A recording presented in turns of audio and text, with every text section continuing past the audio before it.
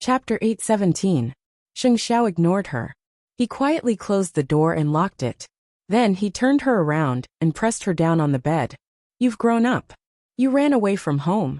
When you had a crush on me, you wanted to go to hell with me. Now you know how to throw a tantrum. Mu Chichi was so angry that she wanted to bite the man's nose. But she couldn't bear to. You don't tell me anything. It makes me feel very uncomfortable. I'm immature and not good enough, but I've never dragged you down or caused trouble, right? I don't like it when you exclude me from everything. Everyone in the world knows about it, and I'm still confused. Am I stupid? Mu Chichi refused to be outdone. You'll tell Su Che and Tang Yan if you need anything. Even Grandpa and Dad know more than me. What am I to you? Am I still the closest person to you? Anyway, if you don't admit your mistake, I won't go back. Mu Chichi tilted her head and fought for her own meager rights. Then why don't you want to know? I can tell anyone, but I won't tell you. Sheng Xiao, let me tell you. If you want to hide it from me in the future, you have to hide it from me. Don't let me know anything. Otherwise, tell me everything. Don't lie to me at all. I hate perfunctory people the most. He even called out her full name. Sheng Xiao picked her up, flipped her over, pressed her down on his legs and spanked her butt. Now the whole world knows that the arrogant Sheng Xiao is looking for women all over the world. Aren't you proud enough? Mu Chichi was in so much pain that tears welled up in her eyes. You only know how to be a rascal. Sheng Xiao could hear her crying. He picked her up and straddled her. I'll tell you everything in the future, okay? Are you serious? This thing was getting more and more stubborn. But there was nothing he could do. He was the one who spoiled her. No one could blame her. Will you still run away from home in the future? Don't you have any rules? Your rules and my rules. Mu Chichi's eyes were red, and there were still tears on her eyelashes. However, there was a sense of tenacity and unwillingness to admit defeat in her sparkling eyes. In the end, Sheng Xiao was so angry that he laughed. I raised it myself. You asked for it. Mu Chichi was satisfied and climbed out of the man's arms. However, Sheng Xiao did not let her. Mu Chichi suddenly remembered what happened last night. To prevent her from getting involved in third brother's business, the man actually seduced her. Xiao Xiao, you didn't take any precautions last night at the hotel in the mountains. Should I take some medicine? No need. Aunt Wu will take care of it for you. Sheng Xiao's face darkened. He had been anxious last night, but he had also calculated that the chances of Mu Chichi getting pregnant for the next few days were very low. Don't eat those messy things behind my back. Why did you seduce me if you knew that? Mu Chichi was not convinced. I don't want you to drink too much, or your stomach will be upset. Sheng Xiao leaned against the bed and explained. It turns out that that's the only way to wake you up. Mu Chichi blushed and her anger subsided. Thank you for not knocking me out. The young couple fought at the head of the bed and reconciled at the end. Before they could do anything, they left the Shen family's house hand in hand in the middle of the night. When old Master Shen saw this, he shook his head helplessly. This girl only has so many thoughts now. When she gets older in the future, who can control her? Father, are you looking for me? Shen Jianchuan did not worry about his daughter's heart. Sheng Xiao had his ways. Xiao Qi would accept her fate in this lifetime. You and second brother, come to my study. Old Master Shen told his two sons the news that Sheng Xiao brought today. Second brother, do you know what to do? Second Uncle Shen shook his head. Father, it's still too early for the transition. So, these people don't dare to be too brazen behind my back. Isn't this brazen? Old Master Shen sighed. The Shen family feels gentle now, because the other party is targeting the Sheng family, and sees eighth brother as a thorn in their side. If it weren't for eighth brother's brain, he wouldn't have connected these things. Think about it.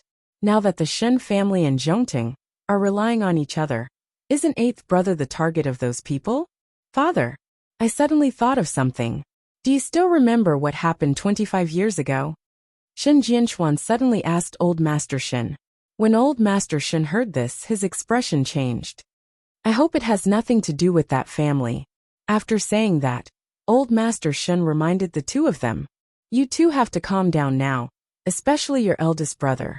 I'm afraid you have to pay more attention to eighth brother. Your daughter and son-in-law are both yours. Spend more effort to protect them. Don't let the Sheng family suffer because of us. I understand, father. Second brother, you have to pay more attention too. Once there's a suspicious candidate, tell eldest brother and eighth brother. These people will do anything for power. I understand too. Second uncle Shen nodded. His expression was solemn. It seems that Jianchuan will be in turmoil in the next few years. Late at night, at Changrong Electronics, Sheng Kai received a call from Jinbo Xiaokai.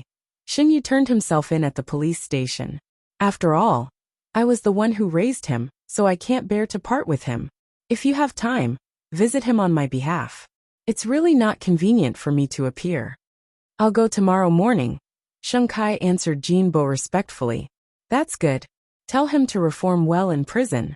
When he comes out, Godfather will value him as much as before. Wait for him to come out. Once Shen Yu went in, he wouldn't come out for 7 years. After all, they had known each other for a while.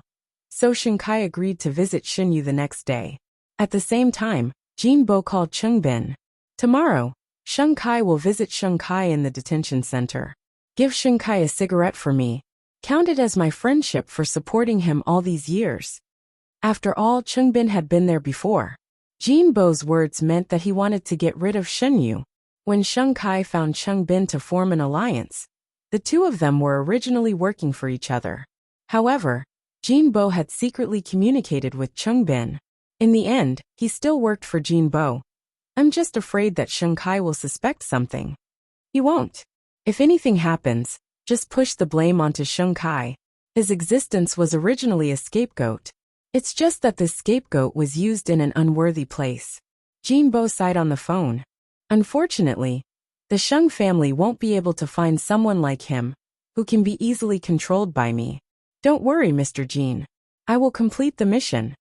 As long as you complete this mission, I will fulfill your wish and give you a chance to get rid of Tang Yan. Jinbo promised over the phone. Jinbo promised over the phone.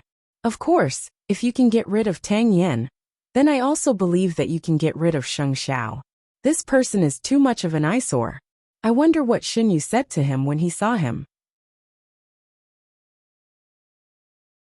Chapter 8:18.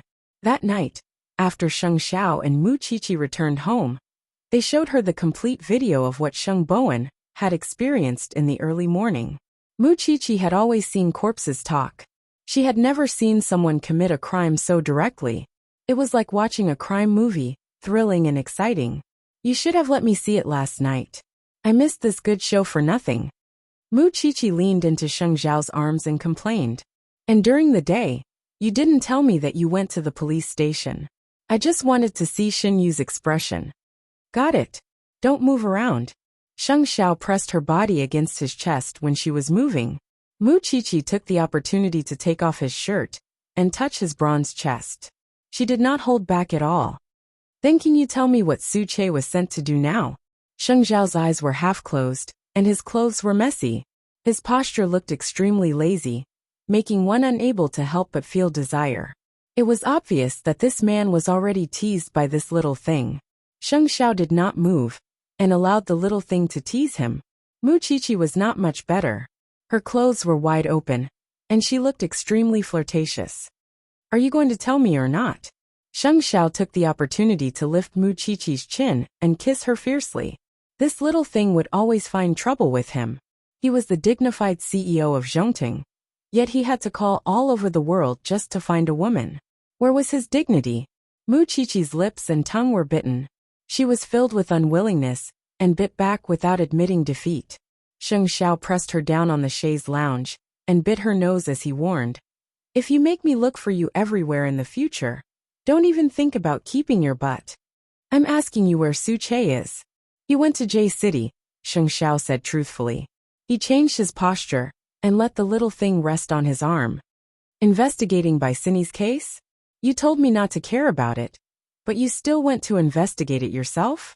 Previously, it was to help third brother, but Shen Yu appeared and gave third brother some buffer time. I wanted to find clues about that person from Shen Yu, but Shen Yu and Sheng Kai's status are about the same, so there's no room for me to use. So we still found a breakthrough in Bicini's case. Mu Qiqi understood. Did Su Che find anything? Also, is Su Che safe? No news yet. I gave him a week's time. When the time is up, retreat immediately. Finally knowing Sheng Xiao's secret, Mu Qiqi immediately flipped over and rode on him. That's right.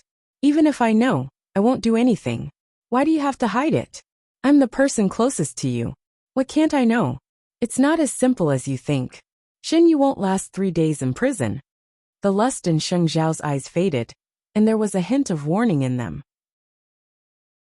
He thought that he was hiding the final secret, and could threaten the other party. But the other party would not give him the chance to speak at all. He only dragged me down with him. The truth will eventually come to light. Mu Qiqi hugged Sheng Xiao's neck a little tighter, because she heard him say that he was dragged into the water. Don't worry. Even if Xin Yu didn't drag me, I'm still in the water. The Shen family and the Sheng family are both in the water. Mu Qiqi nodded and suddenly let go of her hands. Sheng Xiao thought that she was tired and wanted to let her take a shower, but unexpectedly, she took a few steps back and suddenly lowered her head to unbutton Sheng Xiao's pants. Sheng Xiao felt his mind buzz and suddenly explode. He had told her before that there was no need to do this. He did not need her to do this. However, Mu Qiqi was not affected by him at all. She looked up and saw the man's face flushed. It was a scene she had never seen before, and she suddenly smiled. Your entire body is mine. Why can't I touch any part of you? I want to dote on you too. Where did you learn that? Sheng Xiao gritted his teeth. He could not stand such an exciting scene. He just wanted to grab her onto the bed and teach her a lesson for the entire night. Of course, I'll learn it on my own when facing the person I love. Mu Qiqi was afraid that he would resist, so she became even more emotional. In fact, she had already convinced Sheng Xiao. Which man could reject the woman he loved and risk her life for him? That kind of pride instantly filled his chest, and no one would be able to refuse it. Mu Qiqi never felt that there was anything to avoid. She also had things she wanted to do for her man. Seeing the man lose control, she was also proud, as if she had unlocked something amazing. It turned out that this man was not always so domineering in bed. It's blistered. After it was done, Mu Qiqi sat on the bed and moved her cheeks. Sheng Xiao directly hooked his arms around her neck and kissed her deeply. Little one, you're killing me. After saying that, Sheng Xiao carried Mu Qiqi and got up. He threw her onto the bed and pressed his long body on top of her. Don't even think about getting out of bed tonight. She did not intend to get out of bed anyway. This man. Of course, what happened next was naturally a charming night of endless spring. The next morning, Feng Shanshan called early in the morning and asked Mu Qiqi, "Where did you go last night? Your big CEO has already called Tang Yan's phone." "I went back to my parents' house." Mu Qiqi propped herself up from the bed and answered, "You're really capable, but don't be too pretentious. Screw you. I know what I'm doing." Mu Qiqi scratched her hair and said, "Take good care of my godson. I'll come over to see you tonight." "Okay, I'll wait for you." Feng Shanshan was concerned. Mu Qiqi got up, but the soreness in her legs reminded her how crazy the man last night was. Most importantly, he was still missing early in the morning. Mu Qiqi went to the bathroom sadly and saw the marks all over her body. The weather was getting hotter. If she continued to be so crazy, she might not be able to hide it in the future. However, it was rare to see that man lose control. It was worth it. Sheng Xiao was still downstairs, listening to Mama Sheng's nagging. "You're a man. Don't make Xiaoqi angry anymore. This place is only a few steps away from the Shen family. Let's see what you'll say when old Master Shen comes looking for you in the future." Sheng Xiao did not say anything. He read the newspaper and looked as calm as usual. "Mommy, don't blame him. I was the one who lost my temper." Mu Qiqi came down from upstairs and sat beside Sheng Xiao. I should have told you before I went out. I made you and Dad worry." "I don't care. Eighth brother. If Xiaoqi gets angry again in the future, you'll have to move out." Sheng Xiao turned to look at Mu Qiqi. His meaning was self-evident. "You're the Sheng family's biological child now." Mu Qiqi could not help but giggle. On the other side, Sheng Kai and Cheng Bin had already arrived at the entrance of the police station. "Lord Jin said that you're his godson, so you should visit Shunyu on his behalf. These cigarettes and American wine are what Shunyu likes. Lord Jean asked me to prepare some. Bring them in for him. Chungbin handed the things to Sheng Kai. Chapter 819. Sheng Kai requested to see Xinyu, but he was not related to him, nor was he Xinyu's guardian. The police did not allow it at all. Xinyu has no relatives in this world. I'm the only friend he knows. If you don't let me see him, that's fine. This is a gift I prepared for him. After you check it, bring it to him for me, okay? These are all illegal items. You can't bring them in.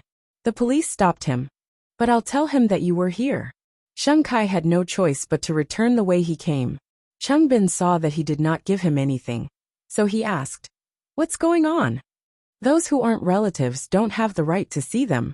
Moreover, the police station doesn't pass on these, saying it's against the rules.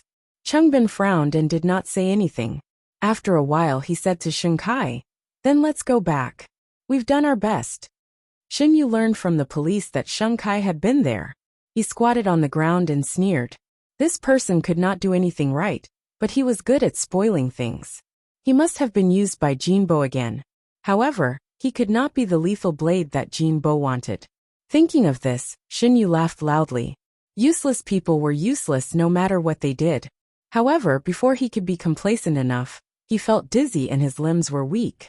Not long after he fell to the ground, his body twitching. Everything was as Sheng Xiao had expected. Xinyu could not survive more than 3 days in prison. Xinyu was dead. Hearing this news, Sheng Kai felt a chill rush from the soles of his feet to the top of his head, and into his brain. Jinbo did not let Xinyu live. The fact that he didn't send the things and should have nothing to do with him, right? Sheng Kai's hands couldn't help but tremble. He called Chungbin. After Chungbin received the news, he was much calmer than Sheng Kai. Xinyu had betrayed Jinbo, so his ending would definitely not be good.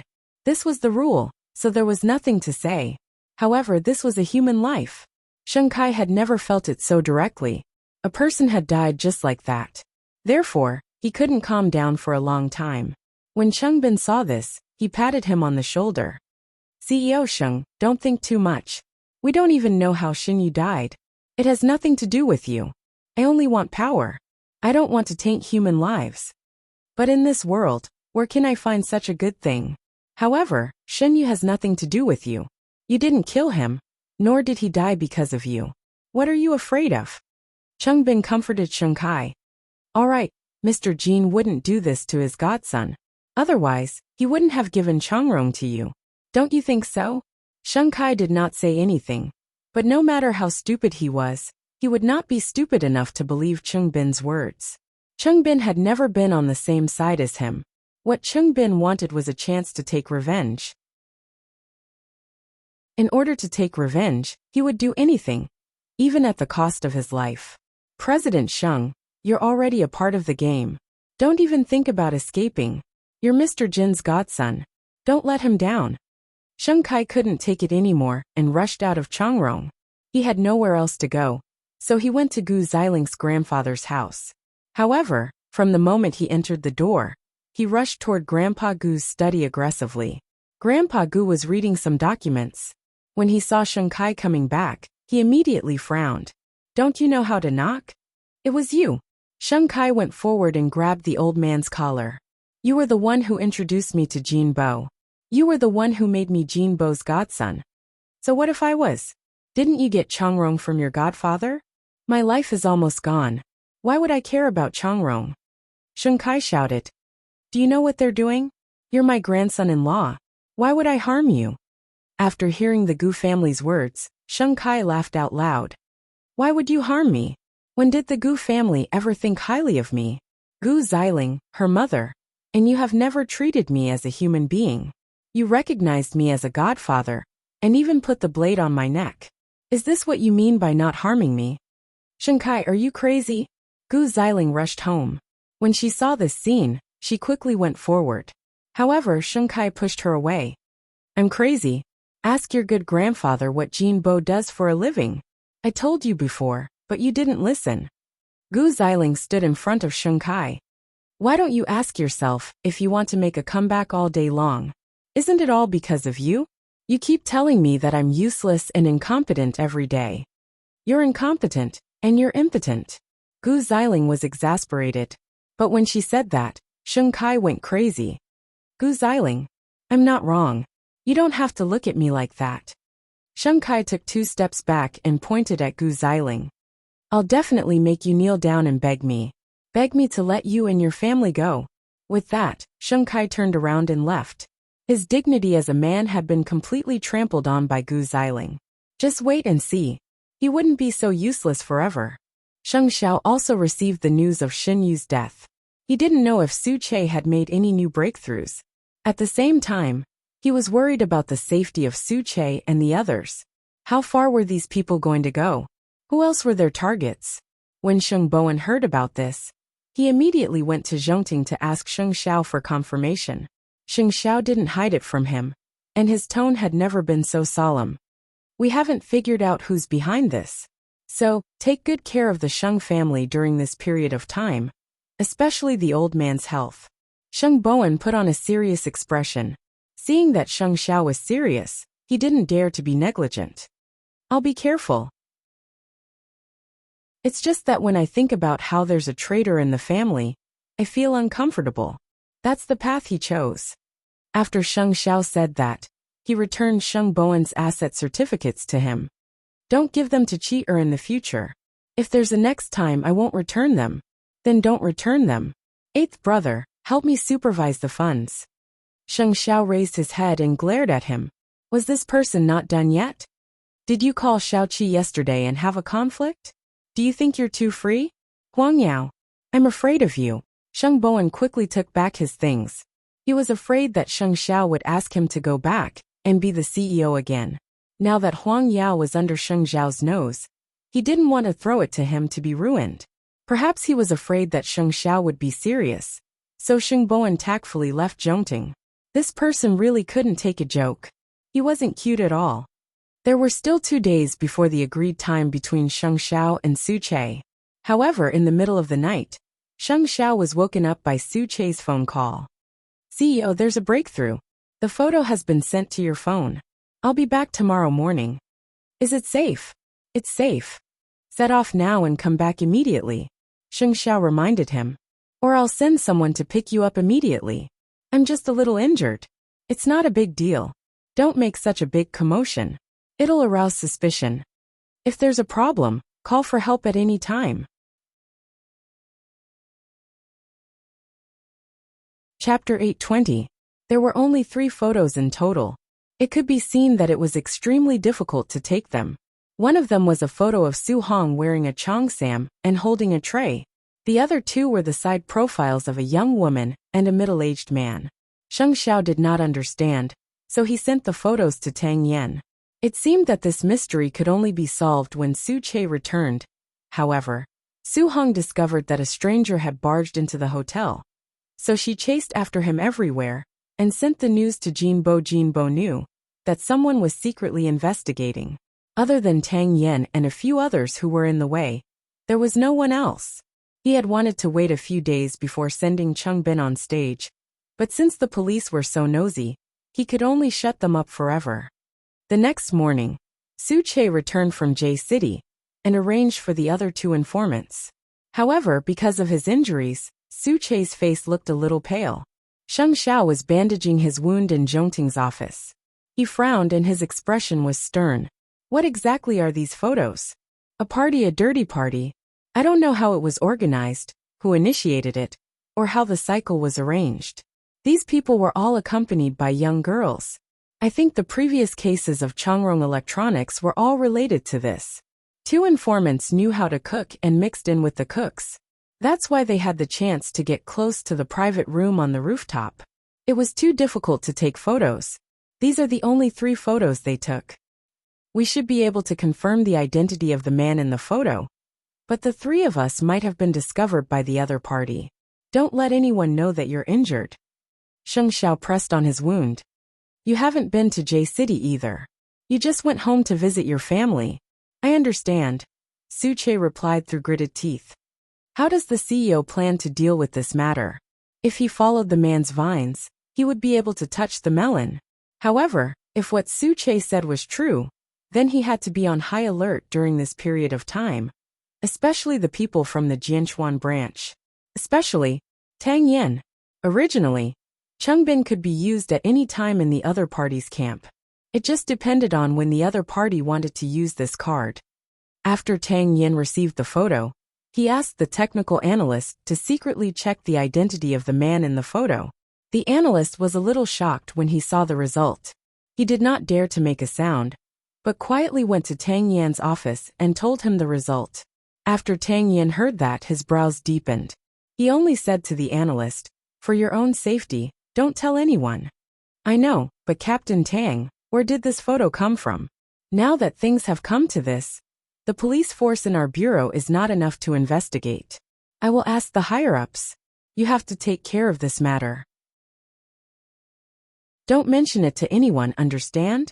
"I understand. I'll forget about it." The analyst left Tang Yan's office in fear. Tang Yan took the documents and went straight to the chief's office without hesitation. He handed the documents to him. "Chief." After the director saw it, his face suddenly changed. He pointed at the photo in the information and asked, "Where did you get this? You are not allowed to investigate this case anymore. Do you hear me? Tang Yan, you are just a criminal police officer. You have to know your own identity. I will hand this over to the special forces. For such a big case, none of us can bear the consequences." "Chief, don't worry. I'll forget about it after I walk out of this door." After listening to Tang Yan's words, the director was relieved and his expression softened. "Tang Yan, I'm doing this for your own good. Your little wife is pregnant now. Take good care of her. Don't work so hard." "I know. Don't worry. Someone will pull in the net for these big fish. You have to be careful." Such a seemingly simple case involved a lot of things. Tang Yan knew very well that unless he caught the last big fish in Bicini's case, this case would never be cleared. Of course, that was not something that a criminal police officer like him could do. The higher-ups would make their own decisions. "Chief, I know what I'm doing. If you know what you're doing, then go out. Originally, there was a case that needed your help, but I saw that you have a family to take care of, so I let someone else go. We'll talk about it when your wife's pregnancy stabilizes." Tang Yan was very grateful to the director for this. Moreover, he also understood that there were some things that even the director could not do anything about. After that, Tang Yan left the police station. He wanted to drive the black jeep to Zhongteng, but he could not be so ostentatious. Hence, he arranged a time to meet Sheng Xiao on the phone. In the evening, Sheng Xiao got off work early and brought Su Che to Tang Yan's courtyard. The two men looked at each other and were equally calm. Tang Yan brewed tea for Sheng Xiao. "Sit." Then, he handed a copy of the information to Sheng Xiao. "After you read it, burn it. Looks like it really has something to do with the change in office in a few years." After Sheng Xiao found out the identity of that person, he took the lighter from Tang Yan's hand and destroyed the information in front of him. "From today onwards, forget about this matter." Tang Yan's tone was heavy, and his sharp face was filled with sharpness. "Whether it's me or you, I'm just a businessman. I only know how to do business. Since there are still a few years, the other party won't touch me for the time being. But you're different." Whether it was Chung Bin or his identity as a criminal police officer, to the other party, he had a reason to get rid of him. "But what should I do? I'm just a criminal police officer." Tang Yan's response was almost sarcastic. "Before I got married, I was all alone. I would play with Chung Bin to the end. But as you can see, I have a wife and child now. I don't want her to live in fear. And I don't want her to get involved in danger. My soul belongs to the country. My body is not my own. But my heart can only belong to her.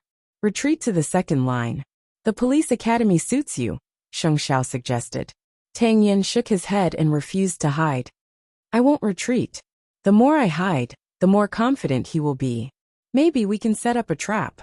When Tang Yan heard these words, his hands could not help but tremble. Sheng Bowen had fought a beautiful battle before, which gave him confidence and motivation. However, Chung Bin was not Shen Yu. Bin was experienced and good at disguising himself. He was not easy to deal with. However, Sheng Zhao's suggestion made Tang Yin extremely tempted. Wait for the right time. What will come soon. The two men looked at each other. They had already reached a tacit understanding. Mu Qiqi arrived home at 1 o'clock. When she saw that Su Che was still in Sheng Zhao's study, she greeted him in surprise. Su Che, you're back. Su Che was stunned for a moment. He was not used to Mu Qiqi's enthusiasm. I came back in the morning. Chapter 821. Su Che went over and gained something, didn't he? Sheng Xiao looked at her wedding head. She didn't know how to dry it, so he put down the document, held her hand, and returned to the bedroom. Sit down. Mu Qiqi enjoyed this kind of pampering. She half closed her eyes, and took a long time before she heard the voice above her head. It's the Shen family's opponent who's stirring up trouble behind our backs. That's why they see us as a thorn in their side. From tonight onwards, you have to forget about Bicini's case, because it's not a big fish that we can catch. Since there's still time, the other party won't act rashly for the time being.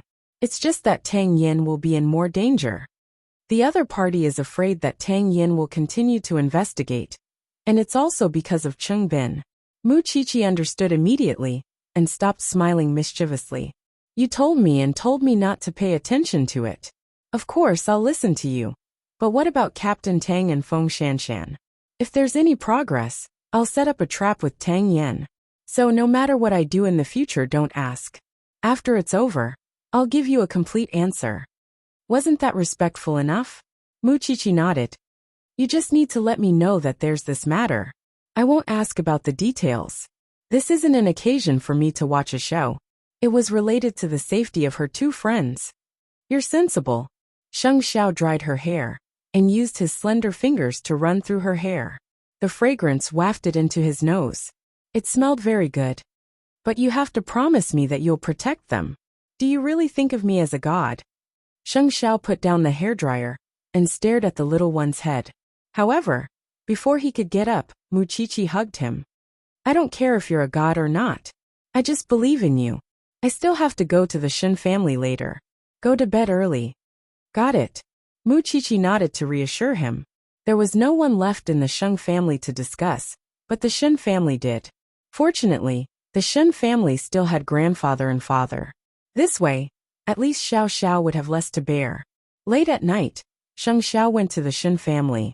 Grandpa Shen looked at the photo with his presbyopic glasses. He snorted and said, a bunch of trash.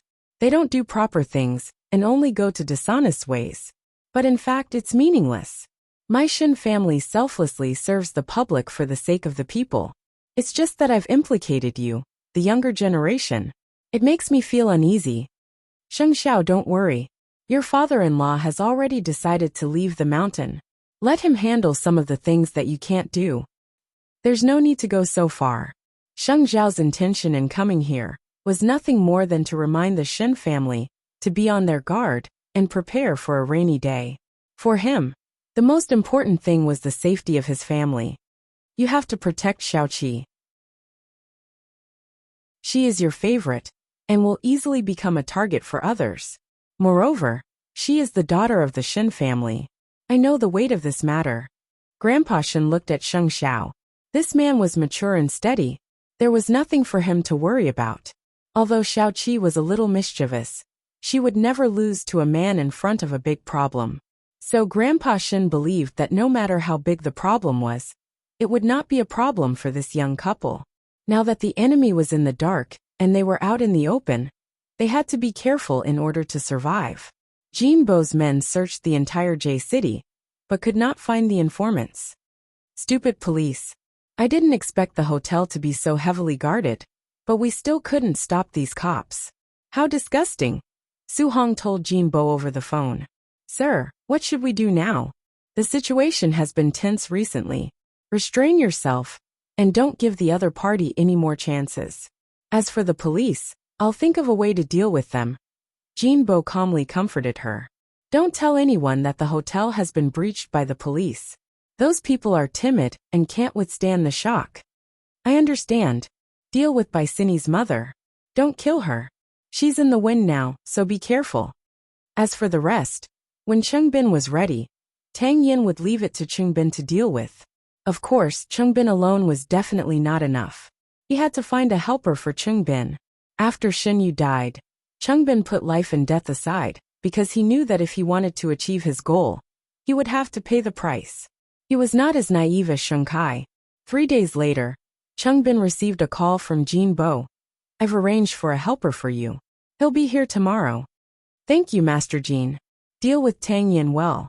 I'll wait for your good news. Chungbin only hoped that the person Jin Bo sent was not someone like Shinyu. In a real sense, it would be of help to him. Therefore, the next day, he went to the airport to pick up the person. He held a sign in his hand. He thought that it would be a man, but when he picked up the person, he realized that it was a tall beauty wearing sunglasses. I'm Song Qiaoji, a doctor. I have my own arrangements in Jianchuan. You don't have to pick me up. Keep in touch by phone. It's best if we don't meet at other times because you're so ugly. The other party did not care about Chungbin's welcome. She dragged her suitcase and quickly left Chungbin's line of sight in her fashionable high heels. Chungbin did not know what use a woman had for him. Wasn't she even inferior to Shinyu? Chungbin was very confused about this, so he called Jin Bo Master Jin. What's the use of sending a woman to me? Don't underestimate her. You'll know soon enough. Jin Bo did not explain too much, and his tone was rather mysterious. Chungbin was still unconvinced. If the help that Master Jin wanted to give him was just a woman, he would rather do it himself.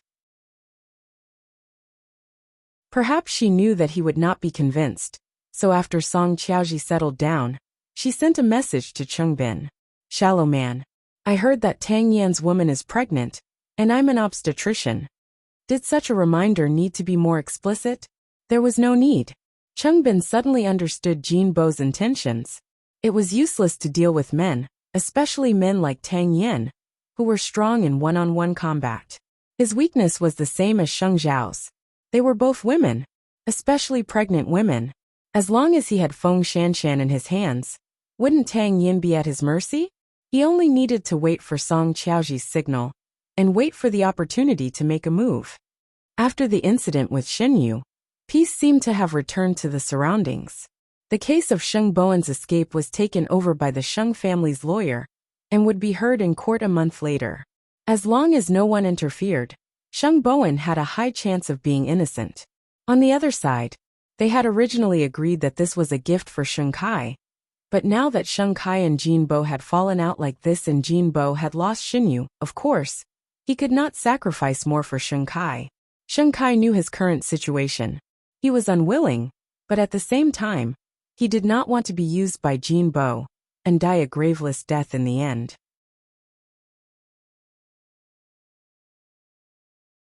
Chapter 822. It was at this critical moment that Sheng Kai received a message. It was a message that made his eyes widen in disbelief. Time flew by. Ever since that day when Sheng Xiao asked her to forget about it, Mu Qiqi never mentioned it again. Life returned to normal. Mu Qiqi took some time to go to the hospital to see old Cheng.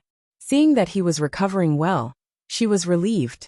Usually, when Captain Tang comes to see me, I ask about the progress of the case. It's been so long. How's the investigation going? Old Cheng covered his wound and asked Mu Qiqi, Don't tell me that I've suffered this injury for nothing? Mu Qiqi took a deep breath and leaned against the side of the bed. She didn't know where to start. She just said, The director has already ordered a ban on investigating this matter. No one is allowed to mention it again. It's the same when you return to the team. What's going on? Old Cheng looked unconvinced. Haven't we found something? It's precisely because we've found something that we can't continue. Mu Qiqi looked at him seriously and said, Trust Captain Tang's arrangements. Rest well. Old Cheng understood something, but he was unconvinced. I suffered this injury for nothing. Maybe the case will be solved one day. After Mu Qiqi said that, she took out 2 books from her bag. I was afraid that you would be bored in the hospital, so I left these for you to pass the time. Old Cheng knew that he couldn't continue investigating the case, and was a little disappointed. Leave it. I'll look at it when I have time. Mu Qiqi did not force him. She walked out of old Cheng's ward alone. She finally understood a truth. In this world, there were many things that could not be answered, nor could they be justified. The next day, it was the weekend. Mu Qiqi was supposed to go to Sonda class, but because Tang Yin was called away by the chief, Feng Shanshan asked her to accompany him for the prenatal checkup. Of course, Mu Qiqi was duty-bound to help her godson. However, when she saw that Feng Shanshan had a mother at the age of 22, and she had to wait until she was 24, she felt speechless. Seeing that she was depressed, Feng Shanshan smiled. "Are you so unwilling to accompany me for a prenatal checkup? I'm just lamenting that I won't be able to get pregnant when your son is already a nobody. Your big CEO is doing this for your own good. Don't be insensible." Feng Shanshan educated her. "It was an accident. I had no choice. Otherwise, do you think I wanted to get pregnant at this time?" Although Tang Yin usually did not talk about Cheng Bin in front of Feng Shanshan, there were several nights when she could feel Tang Yin calling and getting up behind her back. Sometimes he would even stay up late. She was indeed drowsy, but she was not unconscious. "You're a national treasure now. You're precious." Mu Qiqi reached out and stroked her belly. She could feel the miracle of life. The two of them chatted as they arrived at the entrance of the ultrasound room. Soon, Feng Shanshan was done with the examination and took the report to the doctor's office. Feng Shanshan sat down and found that the other party was unfamiliar. Seeing the wary look in Feng Shanshan's eyes, she explained with a smile, "I'm the director of obstetrics and gynecology who has just been appointed. My surname is Song." "The previous Dr. Li," she resigned. Song Qiaoji explained, "If you feel worried about me, I'll arrange someone else for you." "Don't." Dr. Song saved a mother and child who had a difficult birth yesterday. His medical skills are very good. The doctor's assistant whispered to her, "This is the military doctor from the army. Miss Feng, you mustn't miss him." Feng Shanshan gradually relaxed and nodded. "Thank you, Dr. Song. Look at the report. There's no big problem. He's a little anemic. Come over more frequently." Song Qiaoji pinched Feng Shanshan's arm and said, "Can you also eat some nuts on a daily basis?" "Okay. If there's anything you can call me. Save my number." Mu Qiqi carefully sized up the fashionable blonde female doctor. She could tell that she was very confident in her medical skills. Moreover, her attitude was gentle. She was probably very popular in the hospital. Why isn't Dr. Song a military doctor anymore? Mu Qiqi sat at the side, a little gossipy. Song Qiaoji smiled and winked at her. "I traveled the world for love, but unfortunately, I still broke up with that scumbag in the end. I couldn't return to the army, so I went to serve in an ordinary hospital. Actually, there's no difference. Dr. Song is so humorous. If you have gynecological problems, or if you don't get along with a guy, you can also come to me," Song Qiaoji whispered to Mu Qiqi. Her personality was very much to Mu Qiqi's liking. She was generous and direct, and she didn't beat around the bush. However, this was a critical period, and Song Qiaoji had suddenly taken up the post. This made Mu Qiqi a little wary. "Then I'll thank you in advance, Dr. Song. Shanshan, the prenatal checkup is over. Let's go." Feng Shanshan took the report and stood up with her help. However, just as she reached the door, Tang Yin chased after her and took Feng Shanshan from Mu Qiqi's hands. "I'm late. It's already done. Actually, you didn't have to come." Feng Shanshan didn't blame him. "If possible, I want to be by your side as much as possible." Mu Qiqi walked behind the two of them and felt like she had been fed a mouthful of dog food. Who wanted to see you two get tired of each other? However, right behind the three of them, a fiery gaze landed on them. They were really happy now, but in the future, it would be really tragic. After Cheng Bin knew that Feng Shanshan had gone to Song Qiaoji's place for a prenatal checkup, he urged her to find an opportunity to make a move. Song Qiaoji crossed her arms. She didn't want to talk to this man at all. He had just put the bait in, and he couldn't wait to reel it in? No one else was that stupid, especially Mu Qiqi. Song Qiaoji could feel that this girl was young, in her early 20s, but her eyes were very sharp. From the initial enthusiasm to the sudden calmness in the end, All of this told Song Qiaoji that this girl was observing her. You have to give me a deadline, right? Are you going to make me wait endlessly like this? It's not impossible, Song Qiaoji replied over the phone. Song Qiaoji replied over the phone. Father asked me to complete the mission not just to assist you. You just want revenge, but I don't have a deep grudge against them. Father, you're Mr. Jin's daughter? This is not a topic worth discussing. Song Qiaoji quickly changed the topic. In short, I'll contact you if there's any news. Before that, you have to stay calm. Otherwise, the plan will fail, and all your efforts will be for naught. You can talk to my father yourself. She was also a young lady who was difficult to please. Cheng Bin snorted. However, a few years had passed. Why would he be afraid of waiting for a few more months? Song Qiaoji was not like Shenyu, who was just an adopted son. She was Jin Bo's biological daughter. But she was his biological daughter. In the past, when Jin Bo asked her for missions, they were all extremely vicious people. But this time, he asked her to deal with a young pregnant woman in her early 20s.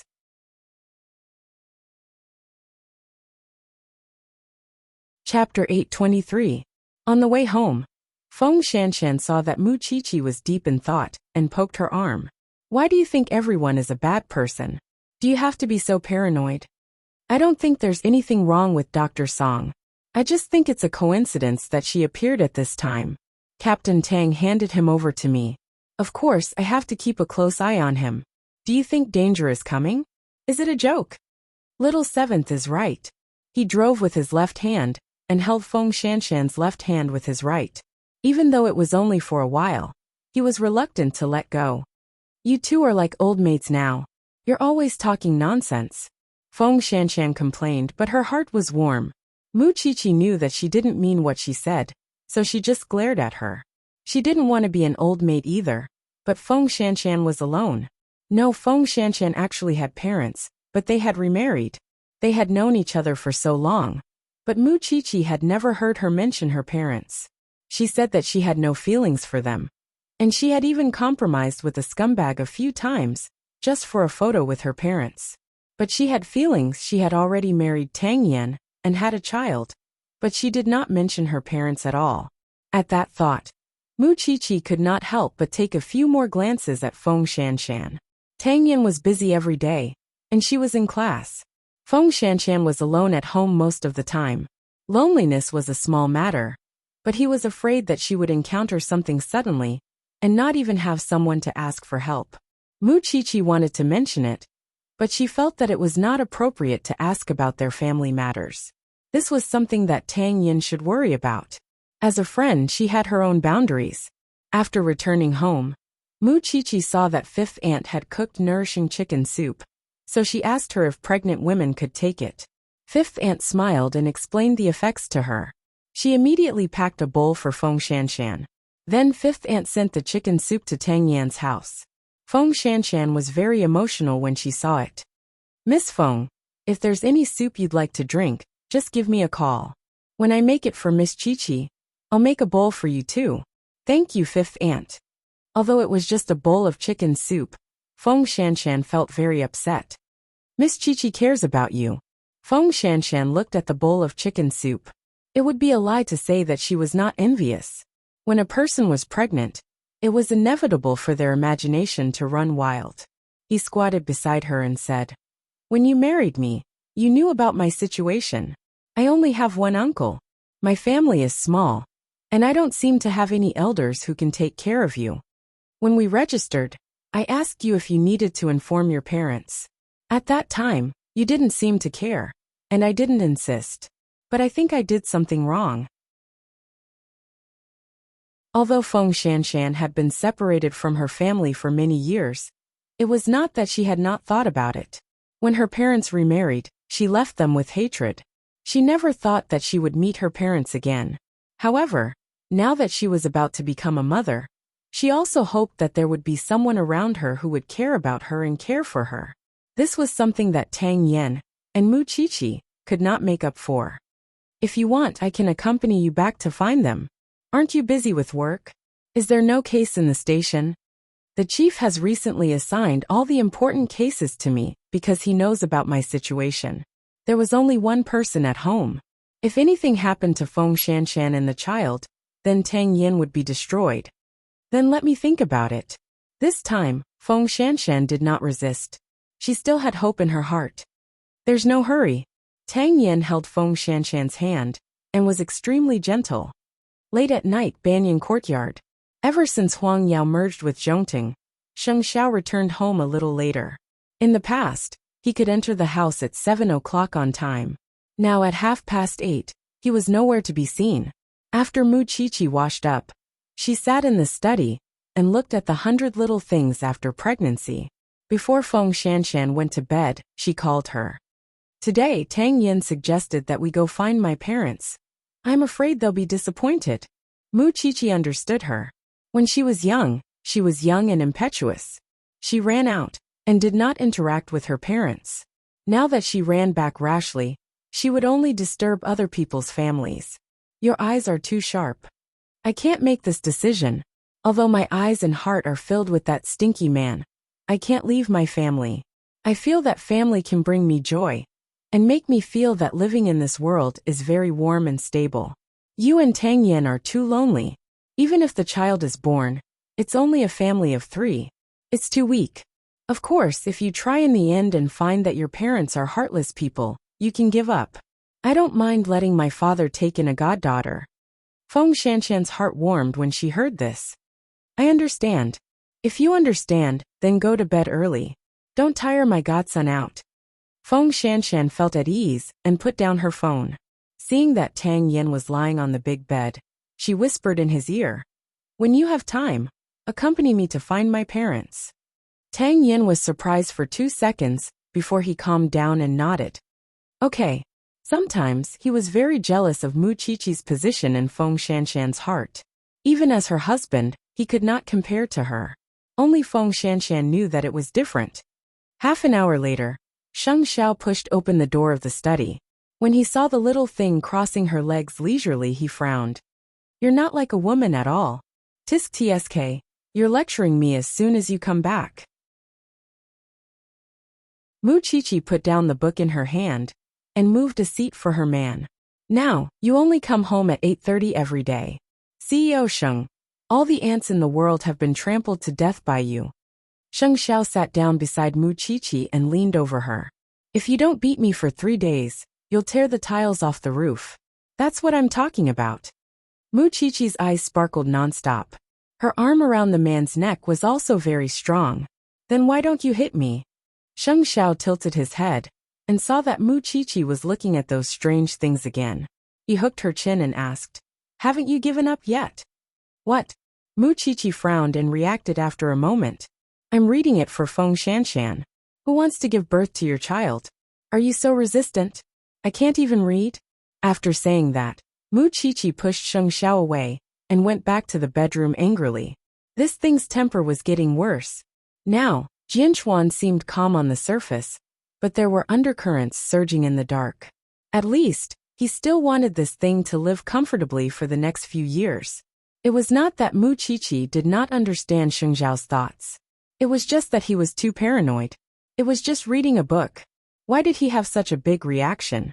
A moment later, Sheng Xiao returned to the room. Seeing that the little thing's back was facing him, he did not go up to coax her. He waited until she was done washing up and lying on the bed before turning her over. You know that I dote on you and spoil you, but now you're getting more and more lawless? Chapter 824. Mama Bai is dead. Sheng Xiao supported his arm and told Mu Qiqi. When Mu Qiqi heard this, she suddenly became serious. When did this happen? How did she die? She knew that the Mama Bai that Sheng Xiao was talking about was Bai Sini's mother, although she deserved it. The body found in the morning was said to have died of illness, but it should have been revenge. That's good. Bai Sini's grievances are finally lessened. Mu Qiqi was a little flustered. We agreed not to talk about this anymore. But are you still investigating? Su Che's informant just happened to get the news. With that, Sheng Xiao changed into a comfortable position and hugged Mu Qiqi in his arms. If you don't want me to worry, then be obedient. Everyone knows that you're my favorite. Everyone also knows that you're the daughter of the Shin family. Muqiqi remained silent. In order to seize power, that group of people can die without a burial ground. But if you're injured, who will compensate me for a small thing? I have to be careful to protect my own things. Otherwise, who can be like me? Care about you as much as I do.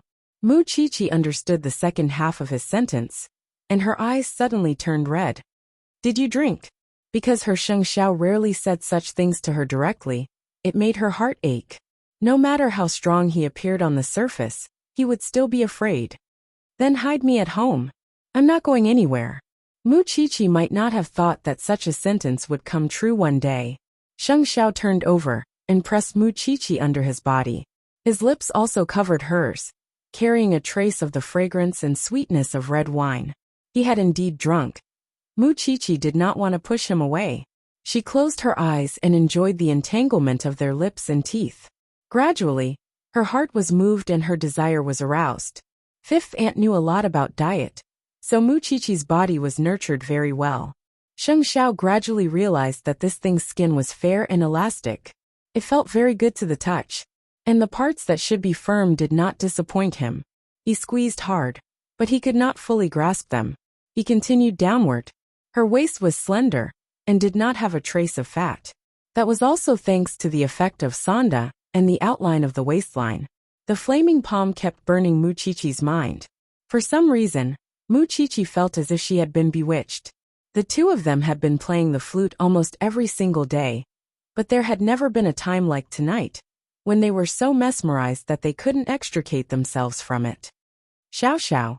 Sheng Xiao gently pushed away the obstruction, and the two of them joined together. Muqiqi sighed in satisfaction. Soon, she lost control of the man's crazy rhythm.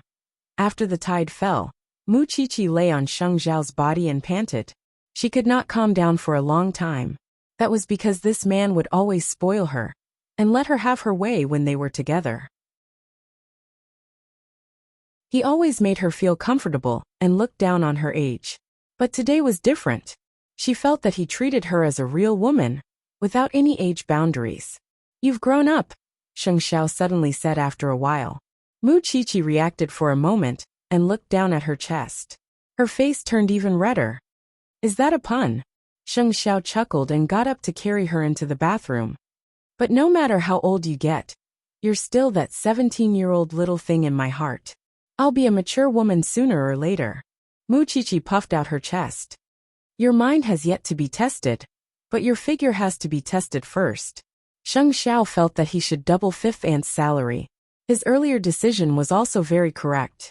This little thing's face was rosy every day. It was obvious that she had been nourished well. Muqiqi sat on the sink and did not say anything. After a while, she suddenly hugged Sheng Xiao's neck. I'll be safe and stay by your side until you're 80 years old.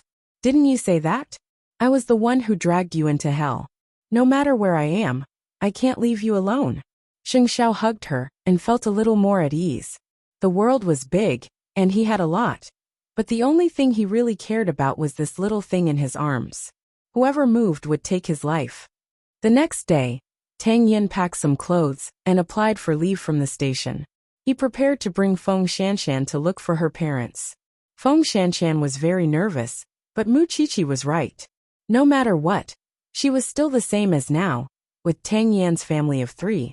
However, it had been too long since they last contacted each other. Feng Shanshan did not know how the two of them were doing. She only had the address when they parted. Tang Yin drove and brought Feng Shanshan to the dilapidated neighborhood. However, the Feng family had already been sold, and the new family gave Feng Shanshan a new phone number. It was Papa Feng's. Feng Shanshan held it in her hand and felt that it was a little hot. Seeing that she was not moving, Tang Yin took the note from her hand. I'll make the call. I'll make the call myself. Feng Shanshan snatched it and accepted her fate as she pressed a series of numbers. The phone beeped a few times before it was finally connected. A familiar voice was heard. Hello.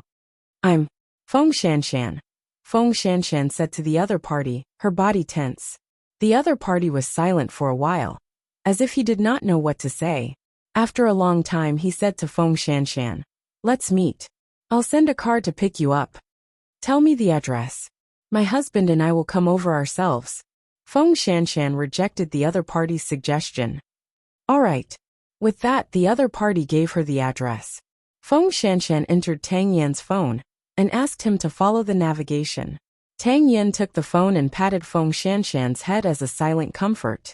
Feng Shanshan was very nervous. She could not tell if she was looking forward to it or avoiding it. Half an hour later, the two of them stopped in front of a building. It was called the Hanwen Group. Feng Shanshan stood at the entrance of the building and was stopped by the security guard. Madam, do you have an appointment? I'm looking for Feng Yanqing. That's the name of our chairman.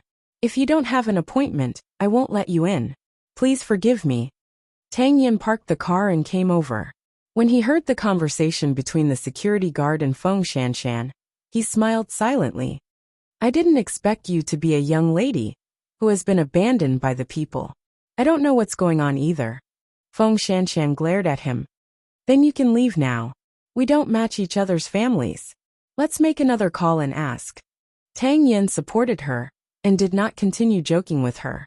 Feng Shanshan took out her phone and was about to make a call when she saw a woman walk out of the door. Miss Feng, right? Please follow me. Feng Shanshan was very nervous. She followed behind the secretary, and the two of them went straight to the top floor of the company. Then Feng Shanshan and Papa Feng were sent to the chairman's office. Papa Feng was very busy, but when he looked up and saw Feng Shanshan, he still smiled. I thought my daughter couldn't find her way home.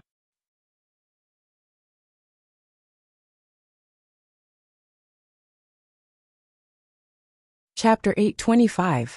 After I divorced your mother, I started my own business, sold the house, and came to this day. I know that you've always hated me, so I left my phone number with the new landlord of the old house. All these years, I haven't dared to change it. I just hope that one day, you can return to my side, Papa Feng explained. He looked gentle and elegant, as if he was not hated at all. But why would Feng Shanshan rather live alone for so many years than look for her parents? My daughter, you're finally back. Feng Shanshan was not used to it, and she did not feel real. The person she called her father hugged her gently, but she did not feel her father's warmth. Come sit down and talk.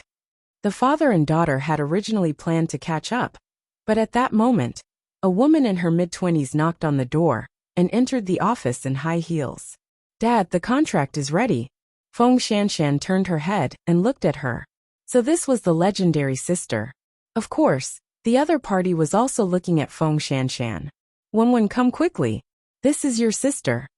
I still have other things to do, so I'll go out first. Feng Wen did not intend to look at Feng Shanshan at all. To her, her sister was a creature that did not exist at all. All these years, Feng Shanshan had not appeared. She heard that it was because she hated Papa Feng. Why had she been so stubborn for so many years? In the end, after knowing that the Feng family was a big corporation, did she still want to stick to them? When Feng Shanshan heard the word sister, her expression changed.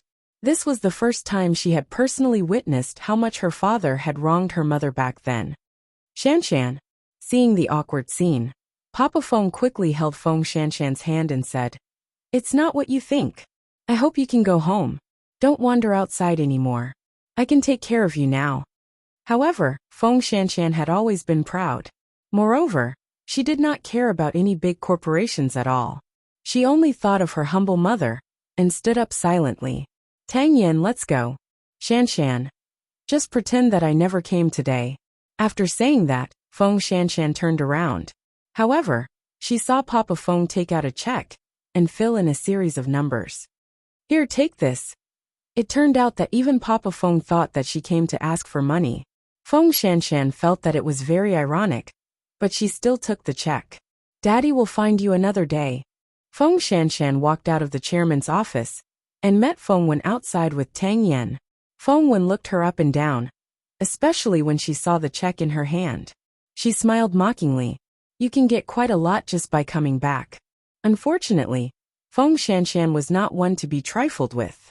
She immediately retorted, all these years, I've never asked him for a single cent of child support. I think your pocket money all these years should be more than that. Next time, I'll definitely get it back with interest. Profiteer. What can you do to me? I'm also your biological daughter, and I'm legal.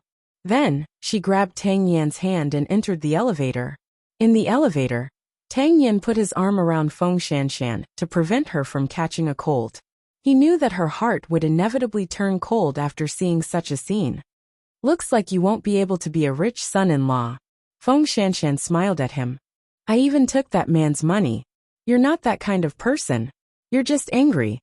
Tang Yan knew her. Although she was not a kind person, she did not love money to this extent. If I had known it would be so frustrating, I wouldn't have come. Feng Shanshan put the check away and put it in her purse. Find out where there's a need for donations, and do some good for him.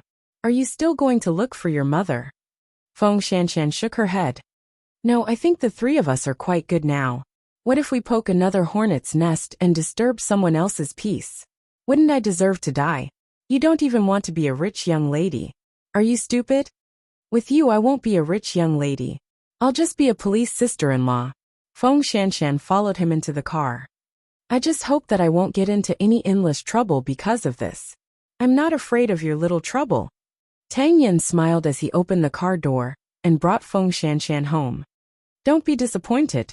I'm not disappointed. Feng Shanshan forced a smile. Then, she took out her phone and gave Mu Qiqi a call. She told Mu Qiqi about the situation. After Mu Qiqi heard it, she was silent for a while. Finally she sighed. After all, aren't you also a high-class person? The kind that you look down on yourself. I'm not. Tisk, I'll go back to my dad tonight and take you in as his goddaughter. What's so great about a biological father? Perhaps he's not as straightforward as my dad, a godfather. Mu Qiqi took this seriously. I really don't care about the Hanwen group anymore. I'm not joking. I'm not joking.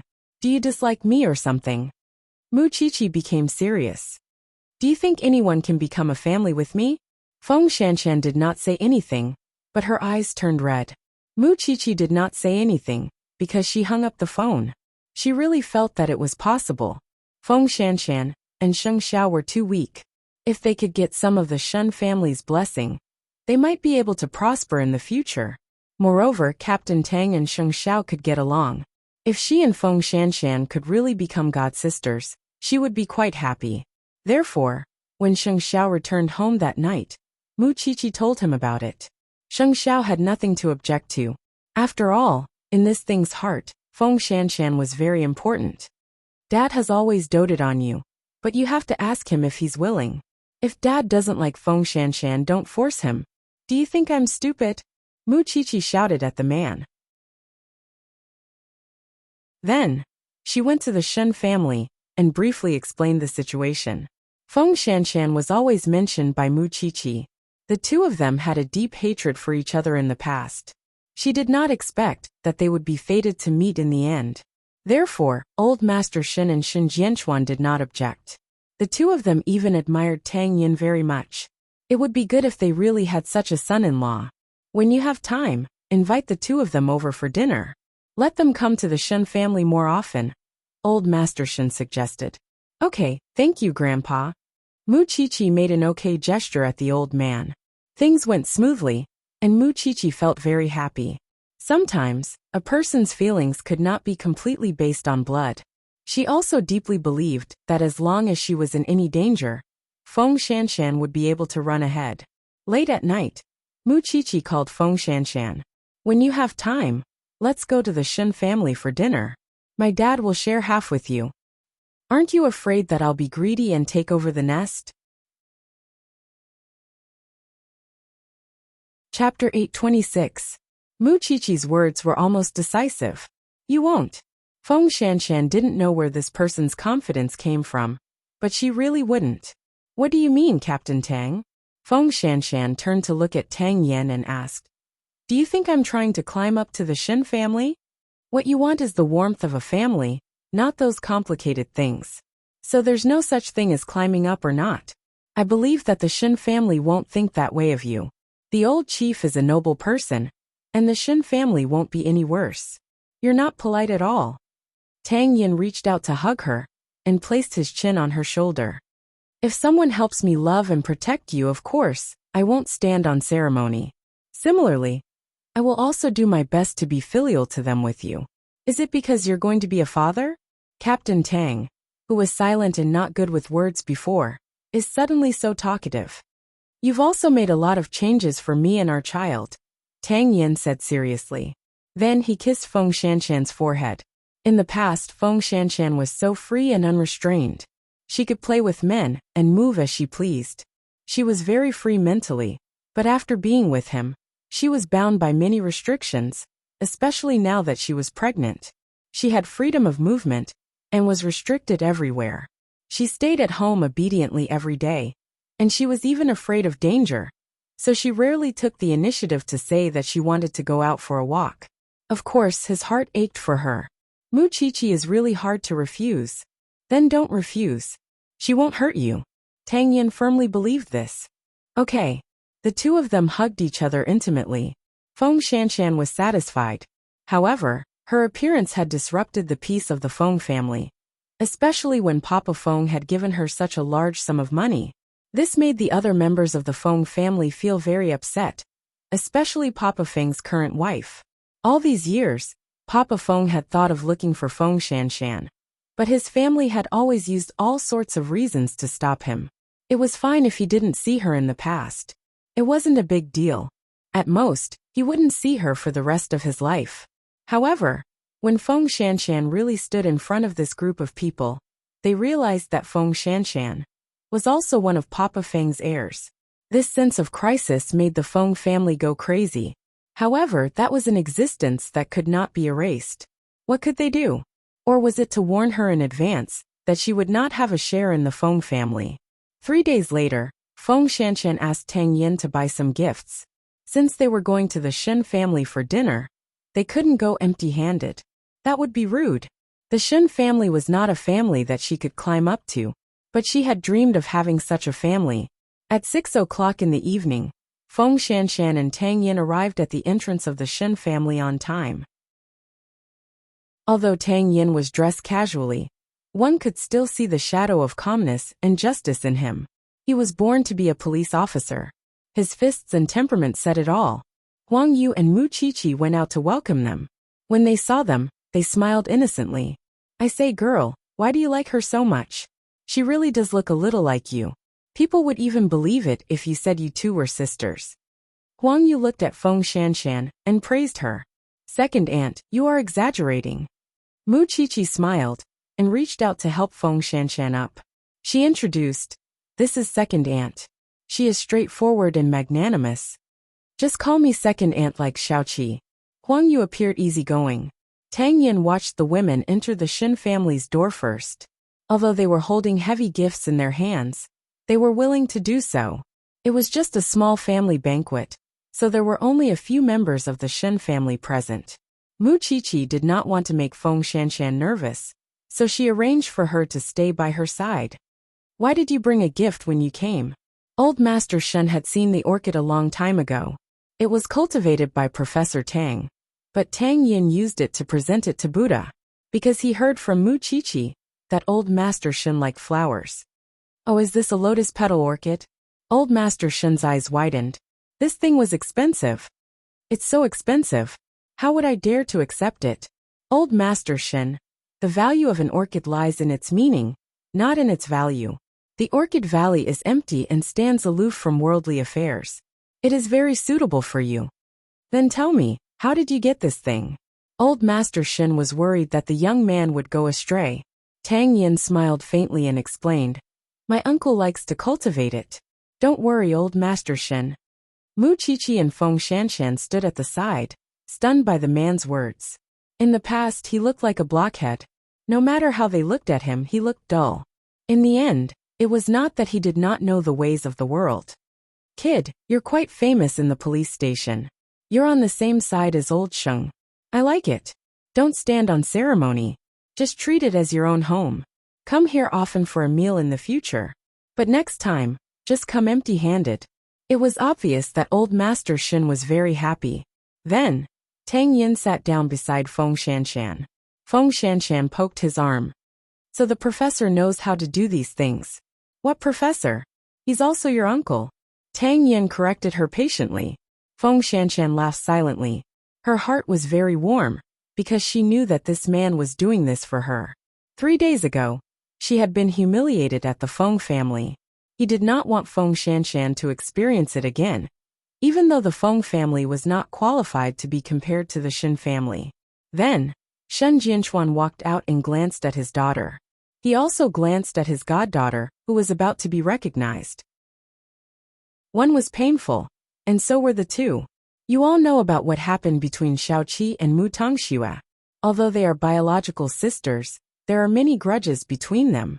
I selfishly hope that Xiaoqi can still have a sister to make up for the regret in her heart.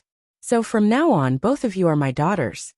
After saying that, Shen Jianchuan gave Mu Qiqi and Feng Shanshan a brocade box each. Of course, there's also a godson-in-law. However, the godson-in-law's was a red packet. Mu Qiqi looked at him eagerly. Her man had not even come over yet, and she was already at a disadvantage? Dad, I didn't forget about your family. Shen Jianchuan gave her another red packet. I hope that both of you will be happy. Feng Shanshan and Tang Yin looked at each other. They stood up from their seats with teacups and walked to Shen Jianchuan. Godfather, we'll use tea instead of wine. We also hope that you can be healthy. Be good, Shen Jianchuan said to the two of them calmly. Go and sit down. We'll be a family from now on. Anyway, we'll be living close to each other. In the future, you guys can come over often. Isn't Shanshan pregnant? If it's inconvenient for you to go on a mission, you can let her come over and stay for a while. The Shen family was really nice and warm. Feng Shanshan was not an unsatisfied person. Of course, she would not really disturb them often. Chapter 827. Sheng Xiao entered the Shen family's house at 8:30 p.m. When he saw the little one in high spirits in the crowd, he threw away his fatigue and walked to his family. Sheng Xiao is back. Huang Yu beamed. Grandpa, Dad, second uncle, second aunt. Sheng Xiao greeted them one by one and nodded at Tang Yin. These two seem to be born to be brothers. This is for you. Mu Qiqi handed the red packet to Sheng Xiao, as if she was presenting a treasure. Silly. Sheng Xiao took the red packet and put it in the pocket of his suit. Sheng Xiao, I want to see you and Tang Yin compete. Shen Jianchuan observed his two sons-in-law for a long time. He felt that they were both dragons and phoenixes among men. It would be more interesting to compete. What does Dad want us to compete in? One of them was a business genius, and the other was a boxing champion. One was a scholar, and the other was a martial artist. They did not seem to have much in common, but that was not the case. Both of them were equally smart. If it's a fight, Sheng Xiao is definitely no match for him. Huang Yu immediately laughed. He's the national champion. His skills must be very good. Second aunt, everyone has their own strengths. Mu Qiqi quickly protected her. It's not fair to compete like this. I know. You're the only one who knows how to protect your own. Huang Yu could not help but laugh. Why should I let these two men compete? They have nothing in common. It's better for me to compete with Feng Shanshan, Mu Qiqi said with interest. Anyway, both of us are studying forensic medicine. I've attended a few more classes than you, so I'll let you compete with Tang Yin. Otherwise, people will say that I'm bullying a pregnant woman. How do you want to compete? It's very simple. There are many apps for solving cases now. The most famous one is called Genius Forensic Medicine. There are many cases in it. We'll randomly pick one and see who can find the cause of death and the murderer of the victim first. Mu Qiqi took out her phone and showed it to Feng Shanshan. Tang Yan's eyes are so sharp. I definitely won't bully you. You can also ask your CEO for help. When everyone heard that, they felt that it was quite interesting. In the past, old Master Shen had opposed Mu Qiqi learning forensic medicine. Now that they could see this girl's ability with their own eyes, it was very refreshing. Then hurry up and choose a topic. I want to see it too. Mu Qiqi and Shen Jianchuan downloaded the app. Then, Mu Qiqi handed the phone to Shen Jianchuan. Dad, for the sake of fairness, you can choose the questions. Shen Jianchuan took the phone and went closer to old Master Shen to choose. This one. Shen Jianchuan chose the question and passed the phone to Mu Qiqi. The title is Prison Mystery. Feng Shanshan also found the prison mystery and opened it. Then the page entered a bare prison cell. The person had died next to the iron door, curled up in a C shape on the ground. There was nothing in the cell except for a bare iron bed. The floor was damp, and the walls were scratched by fingernails. Other than that, there were some words at the bottom of the picture. There's a strong smell of mold and rust. When the old man saw this, he was confused. You can solve the case with this? There's nothing. He probably died of sudden death or illness. Grandpa, can you take a closer look? Mu Chichi reminded him with a smile. The old man looked at it for a long time. No one could enter such a sealed cell, and he could not get out either. Grandpa, we have to rule out sudden death first. Look at the fingernail scratches on the wall. They're all fresh. There's a lot of sand in the gaps of the deceased's fingernails. This means that he was in pain before he died, and it lasted for a long time. He didn't die of sudden death, Mu Chichi answered. He didn't die of illness either. There's no medicine in the room, and this person is strong. He shouldn't have any chronic diseases, Feng Shanshan added. Fine, just tell this old man how this person died. Old Master Shen had been in the military all his life, and he had never thought that forensic doctors were anything special. However, looking at the two little girls solving the case, he suddenly felt that not everyone could be a forensic doctor. Feng Shanshan and Mu Chichi looked at each other and carefully observed the body. Then they said in unison, he was poisoned to death. How did you come to that conclusion? The room is sealed, and there are no signs of damage around. The ground is very wet, and there are no other footprints. This means that no one has come in. The head of the body is facing down, and we can't see the face. But from his exposed skin, there's pigmentation. That's a typical sign of iron poisoning. Mu Chichi explained unhurriedly. Then, Feng Shanshan added, ferrous sulfate can be used in medicine to treat anemia. But if it's taken for a long time, or if the medicine is overdosed, the iron will settle on the skin and organs. It will damage the respiratory tract, liver and lungs. The most serious consequence is, of course, death. There's also a reminder on this question that there's a smell of rust in the room. Ferrous sulfate appears in different states in different environments. It can melt water, oxidize, and is poisonous. That's why we concluded that he was poisoned to death. Grandpa Shen nodded and suddenly understood. Of course, this is just our speculation. In fact, as long as we dissect the body, we'll get the answer very soon. After listening to the two of them, Tang Yin clicked on the answer to the question. It was indeed ferrous sulfate poisoning. When Grandpa Shen saw the answer, he couldn't help but applaud the two of them. I used to underestimate the profession of forensic doctors. The two of you have made me look at it in a new light. Very interesting. Huang Yu was stunned when she heard that. She immediately felt that the two little girls were very impressive. Then it's a draw, the old man said. Both of you are very good. Very good. Tang Yin hugged Feng Shanshan. This woman had let go of it for a long time, but she could still remember it so clearly. It could be seen that she was really suitable and really liked it. However, she had to let go of it to give birth to his child. He felt extremely guilty. Mu Chichi leaned into Sheng Xiao's arms. In fact, this was the first time Sheng Xiao looked at this thing directly.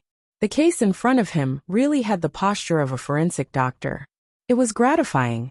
Mu Chichi saw that Sheng Xiao did not say a word, so she moved closer to him and smiled. Why? Are you charmed by me? We'll talk when we get back. Sheng Xiao hugged her and said. An old man's heart was completely beating for her. Mu Chichi understood, and knew that there was a hidden meaning in his words. I'm happy tonight. I'll play with CEO Sheng. The family was happy. This was a liveliness that Feng Shanshan and Tang Yin had never experienced before. The two of them used to be alone, and always felt that they were free. But now that they were in the Shen family, they finally understood what true family happiness meant. They were old and young, and the family was neat and tidy. When your child is born in the future, it will be even livelier. Chapter 828. That night, Feng Shanshan and Papa Feng stayed in the Shen family until late at night. Anyway, it was a 10-minute journey. At 10 o'clock in the evening, the two of them went home hand in hand. However, when they arrived at the door, Feng Shanshan saw a black car. Then the two of them saw Papa Feng get out of the car. Feng Shanshan's smile gradually disappeared, even though she knew that she was the one who disturbed the peace of the Feng family first. Shanshan, what's the matter? Feng Shanshan was not even willing to call him father. She tried her best to ask calmly, "Aren't you going to invite me in?" Papa Feng stood in the darkness, his expression unreadable. Feng Shanshan turned to look at Tang Yen. Seeing Tang Yen nod, she agreed. "Come in." Tang Yen took out the key, and Papa Feng followed behind the two of them. "How did you know I lived here?" Feng Shanshan asked despite knowing the answer. After settling Papa Feng down, she made him a pot of tea. "I got someone to check, because I wanted to know about your recent situation. Why aren't you studying anymore? You were doing fine in Shengting." Feng Shanshan patted her abdomen and answered calmly, "Because I'm pregnant." Only then was Papa Feng willing to examine Tang Yen. "You're a police officer, aren't you?" Tang Yen nodded. He did not know what to say, because he did not know why Papa Feng was here. "I know that your job is very dangerous, so I still want to bring Shanshan home. It's easier to take care of her," Papa Feng said. "Otherwise, when you're out on a mission, I won't be at ease if she's alone at home. Tell me your real purpose for coming here." Feng Shanshan did not believe him at all. He had not cared about his daughter for more than 10 years. And now he said he wanted to bring her home? Was his fatherly love suddenly overflowing? "Shanshan, I'm concerned about you. Tang Yen and I are married.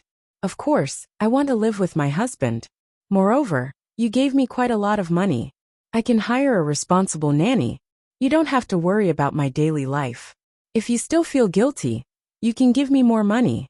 Anyway, the Feng family thinks that I came to you because of this." Shanshan. "I don't think so." The man tried his best to explain.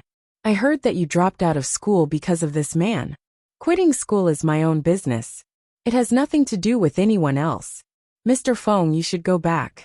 I'm sorry for disturbing your family, but I have gotten my money, and I have achieved my goal. The money is enough for me to live on. I will not disturb your family anymore." Feng Shanshan's tone became cold. Feng Shanshan's voice became cold. "Shanshan, I just think that you can have a more stable life." Papa Feng looked very anxious and sincere. However, Feng Shanshan knew very well what his motive was. "I like my current life very much. Mr. Feng, please go back or..." Feng Shanshan took out the check from her purse. "I'll return it to you now. Just pretend that I never went to the Hanwen group before." Papa Feng did not reach out. He just said helplessly, "You'll regret it in the future." "I regret it. I regret why I went to find you that day." Papa Feng looked disappointed. In the end, he left their house without drinking a single sip of tea. At that moment, Feng Shanshan poured out the tea in the teapot. Tang Yen knew that she was doing it for him, so he hugged her and comforted her. "Don't be so angry. Your father is right. In this world, I'm the only one who can criticize you. No one else can. Moreover, I'm familiar with his tricks. For so many years, he never came looking for me. Suddenly, he came to me to express his concern, because the person next to him whispered something to him.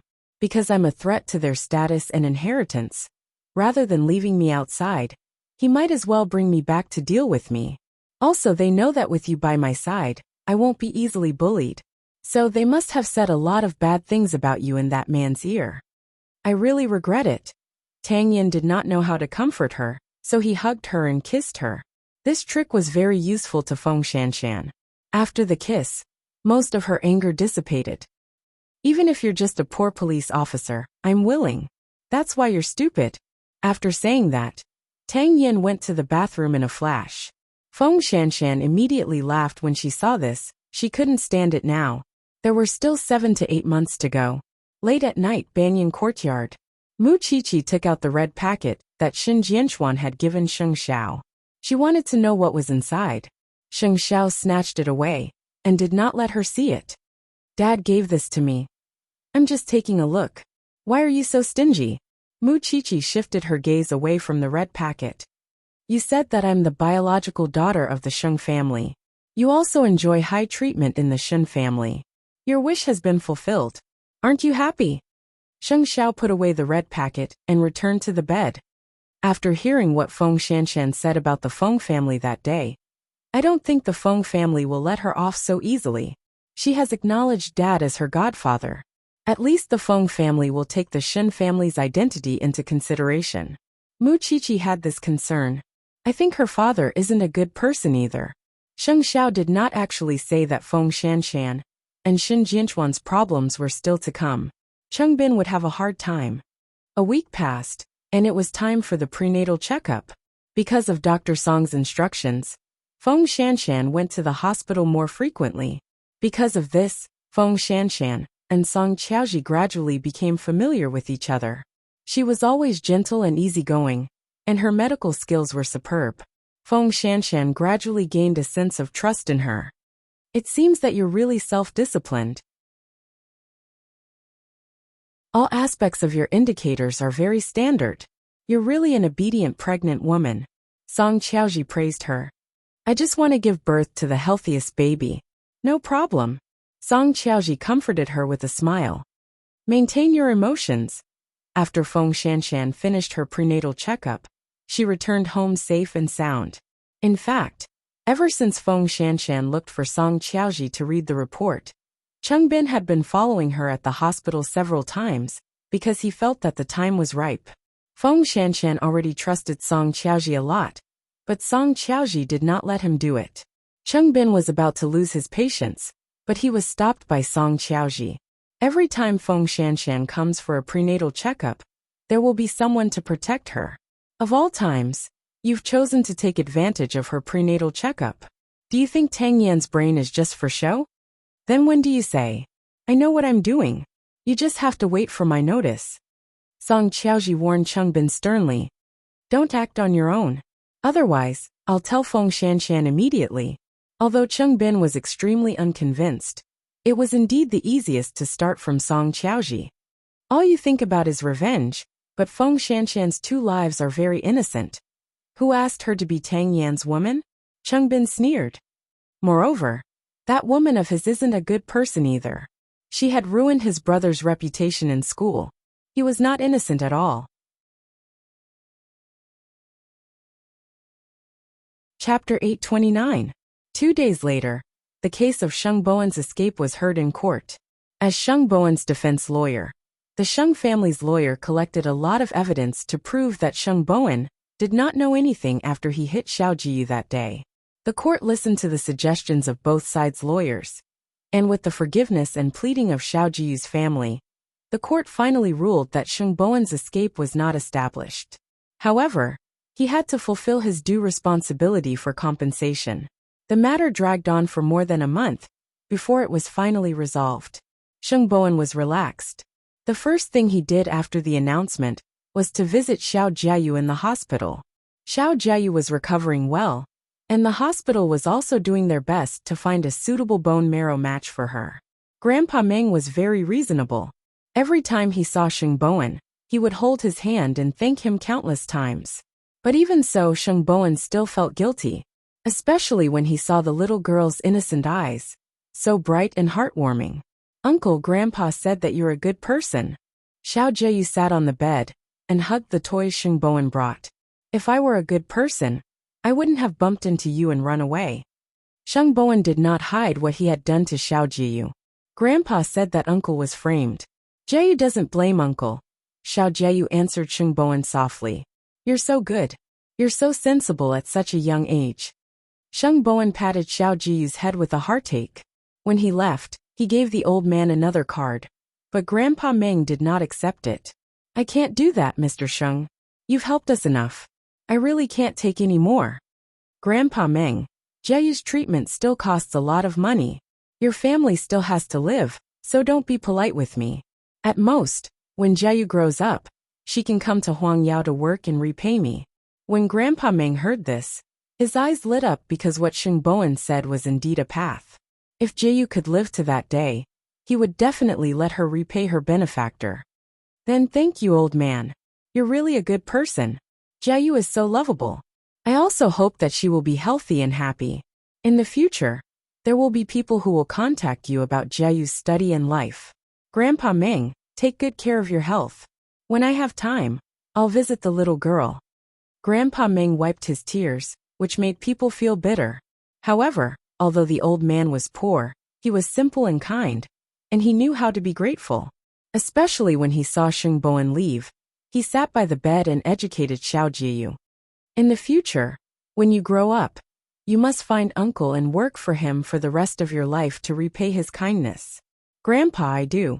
Although Xiao Jiyu didn't know what a job was, or how long a lifetime was, she remembered this uncle in her heart, and would never forget him.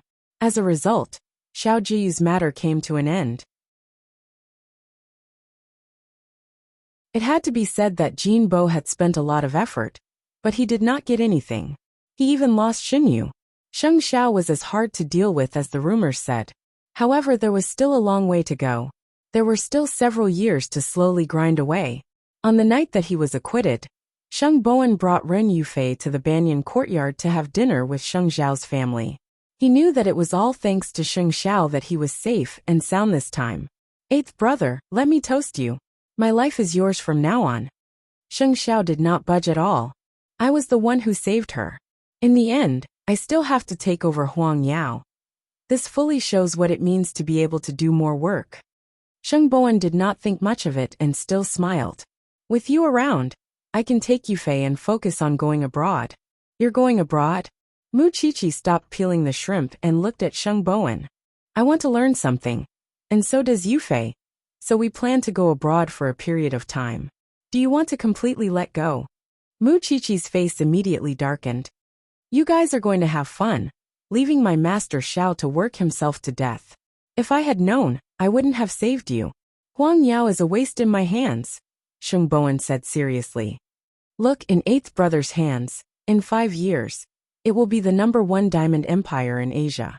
Mu Chichi and Sheng Xiao changed positions and faced Sheng Bowen from the side. This was to prevent this person from taking advantage of her again. Sheng Xiao knew that she felt sorry for him, so he quietly pinched Mu Chichi's neck with his right hand to comfort her. Sheng Bowen rubbed his nose and felt that he had gone a little overboard. Before he finished eating, he had already pulled Ren Yufei away from the Banyan courtyard. He ran away quickly. Mu Chichi was angry. She had thought that Sheng Bowen would be aware of it after this matter was settled. Who knew that he was really going to let go of it? After so many years, Huang Yao has its own system and regulations. Moreover, with Zhongting's team, I don't need to put in much effort. You don't need to put in much effort to come home an hour late every day. Mu Chichi snorted. Forget it, third brother is an ingrate. Didn't you say that you wanted me to take care of it? Huh? Have you forgotten? Mu Chichi turned around and looked at Sheng Xiao. She replied very seriously. I was just saying. I thought that when third brother came back, the position of CEO would still be his. Sheng Xiao saw that she was angry, so he leaned over and kissed her lips. Mu Chichi was stunned for a moment and did not say anything. He used this trick every time. Forget it. It's good to go far away. Mu Chichi sighed. After all, there was an unknown boss behind him who was eyeing the Shun and Sheng families covetously. With his IQ, he can't even protect himself. Mu Chichi expressed her disdain. Late at night, at the Tang family's home. Ever since Papa Feng left that day, the Feng family had never appeared in front of Feng Shanshan again. She and Tang Yen had thought that the Feng family had stopped and forgotten about her appearance. However, Feng Wen's appearance once again put Feng Shanshan in an awkward situation. Tang Yen was still at the branch office. When Feng Shanshan heard the doorbell, she thought it was her husband, because Tang Yen did not bring his keys. However, when she opened the door and saw Feng Wen, the smile on her face disappeared. What? Aren't you going to invite me in? Feng Wen was 3 years older than Feng Shanshan. She liked to wear heavy makeup and had a unique personality. Moreover, she was holding a lady's cigarette in her hand. I can't have the smell of cigarettes in my house. Feng Shanshan rejected her clearly. Besides, I made it very clear at the company that day. I know you're pregnant, so you want to go back to the Feng family to fight for a place for the child. It's not that I'm unwilling to fulfill your wish. After all, your father's biological daughter, so let's be frank. You can go back to the Feng family, but you have to give up your inheritance rights. Feng Wen did not force Feng Shanshan to let her enter the house. She did not care either. She was only here to make her position clear.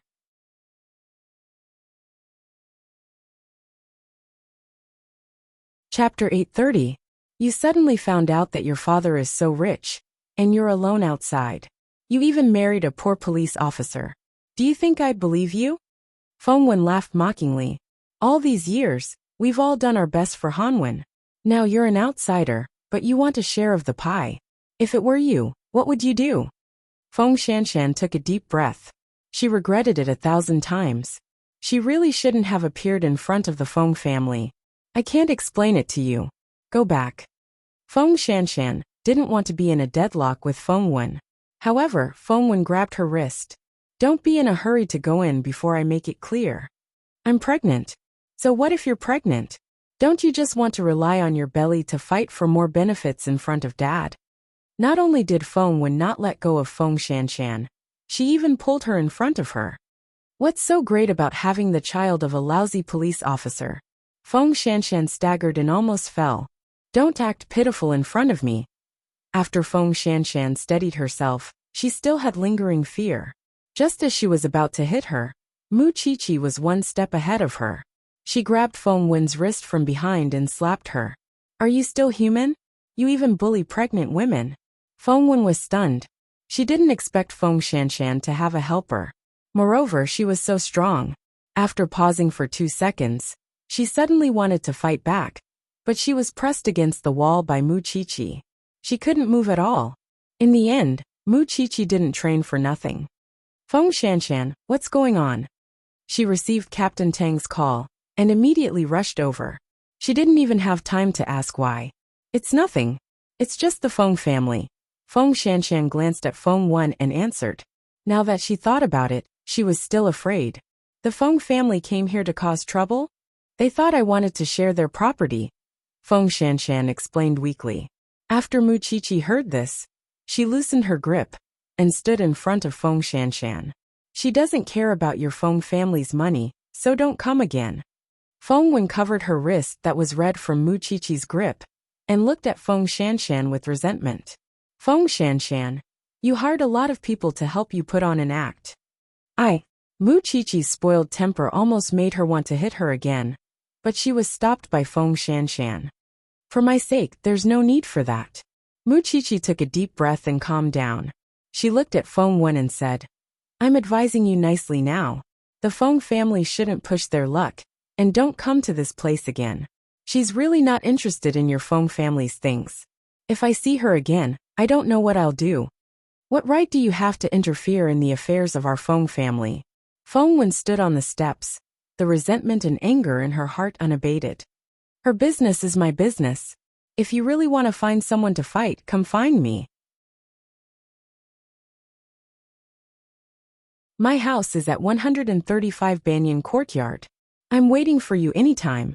In the dark, Feng Wen did not look at Mu Qiqi carefully, but she really remembered number 135.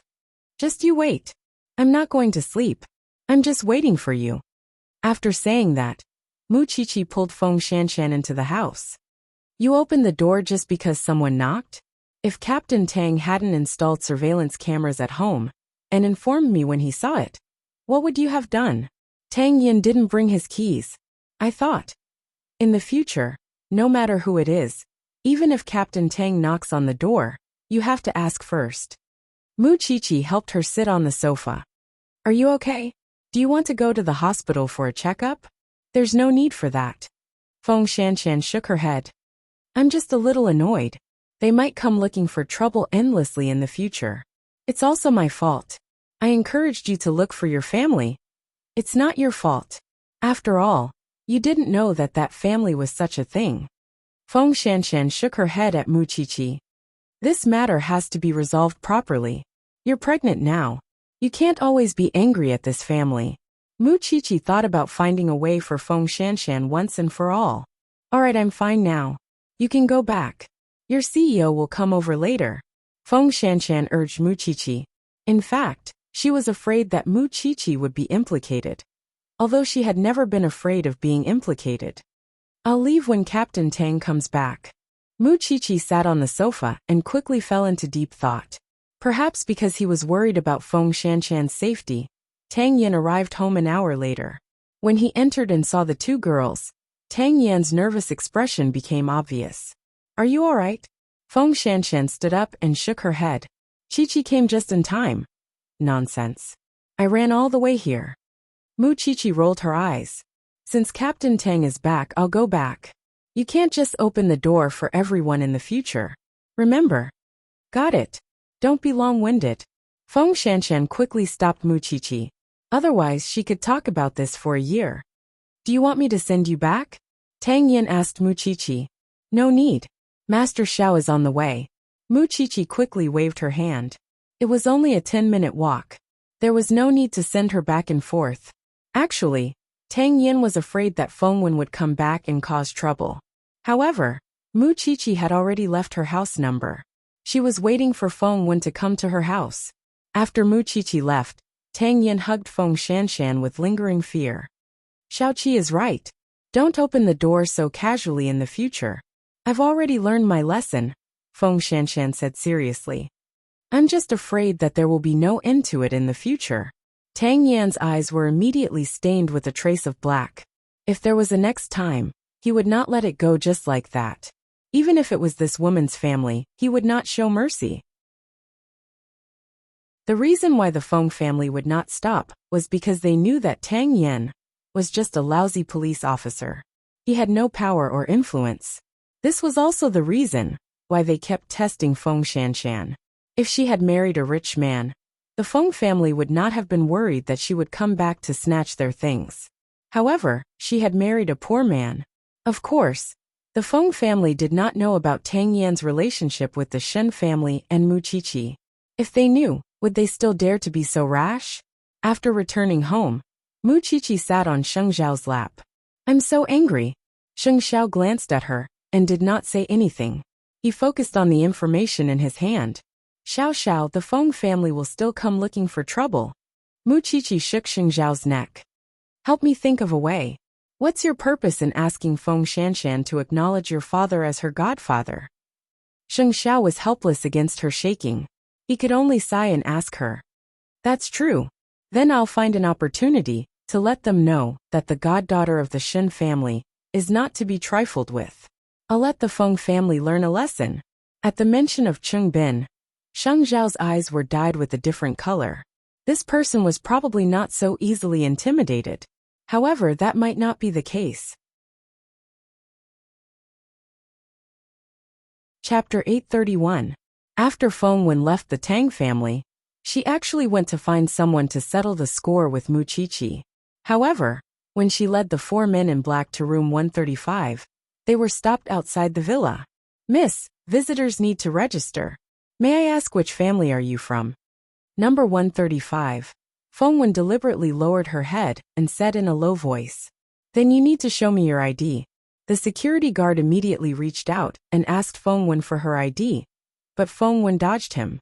Seeing that Feng Wen wasn't cooperating, the security guard explained, I'm sorry, Mississippi. You can't enter that area. Even if you don't show your ID now, you will still have to register after you go up, because there are sentries on duty. Are you purposely picking on me? My sister is in that villa down there, so I came over. Miss, the area below is a low-end villa district, while the area above is a high-end villa district. There's a difference. If you can't provide your identification, we won't let you in. The people living in that area are all big shots. We can't afford to offend them. A big shot. Feng Wen heard these three words. Number 135. What kind of big shot lives there? The CEO of Zhongting is not a big shot? Mayor Shen's niece was not a big shot? Miss, are you here to make trouble? Feng Wen was deliberately trying to get information out of her.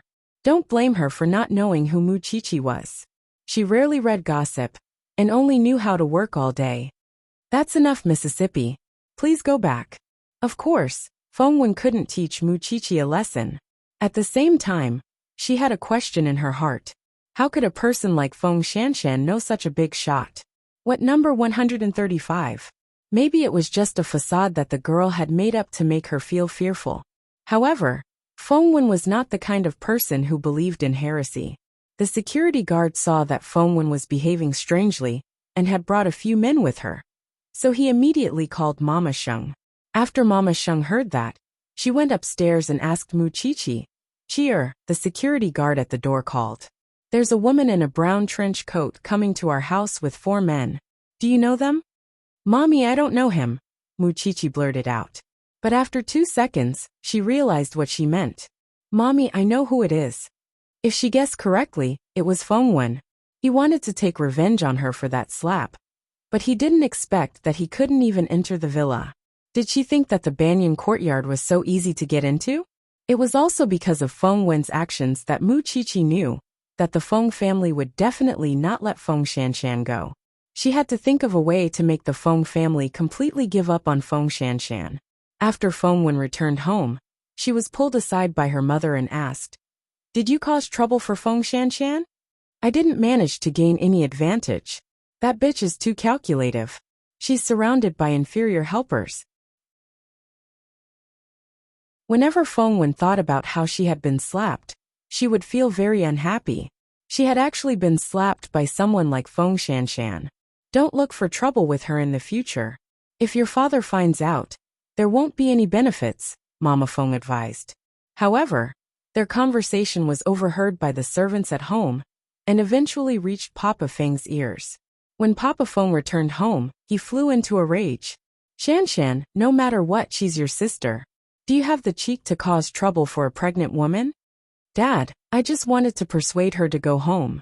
I didn't cause trouble for her."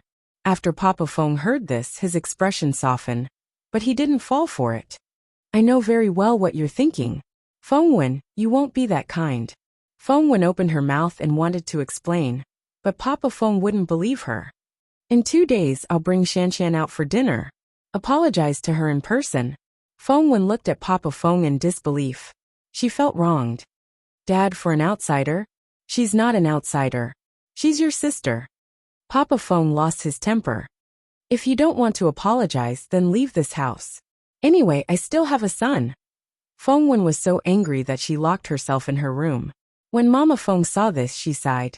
She had clearly agreed to get Feng Shanshan back home before dealing with her. She was right under her nose, and she was pregnant. It was better to deal with her outside, but this child couldn't hold back. Then, Mama Feng walked up to her husband and said to him, "Feng Wen is just feeling sorry for you. Her daughter is filial. However, since you want Shanshan to go home, you have to apologize. I'll make arrangements to invite Shanshan over. Don't worry, I'll take good care of Feng Wen this time, and let her get along well with her sister." Papa Feng nodded in satisfaction. "Then give me Shanshan's phone number." The next morning, Feng Shanshan received a call from Mama Feng. Feng Shanshan had no desire to speak at all. She wanted to hang up, but she was stopped by the other party. "Shanshan, Auntie sincerely wants to treat you to a meal. Your father will go too. He'll ask your sister to apologize to you properly. There's no need. As long as you don't disturb me, it'll be the greatest apology you can give me.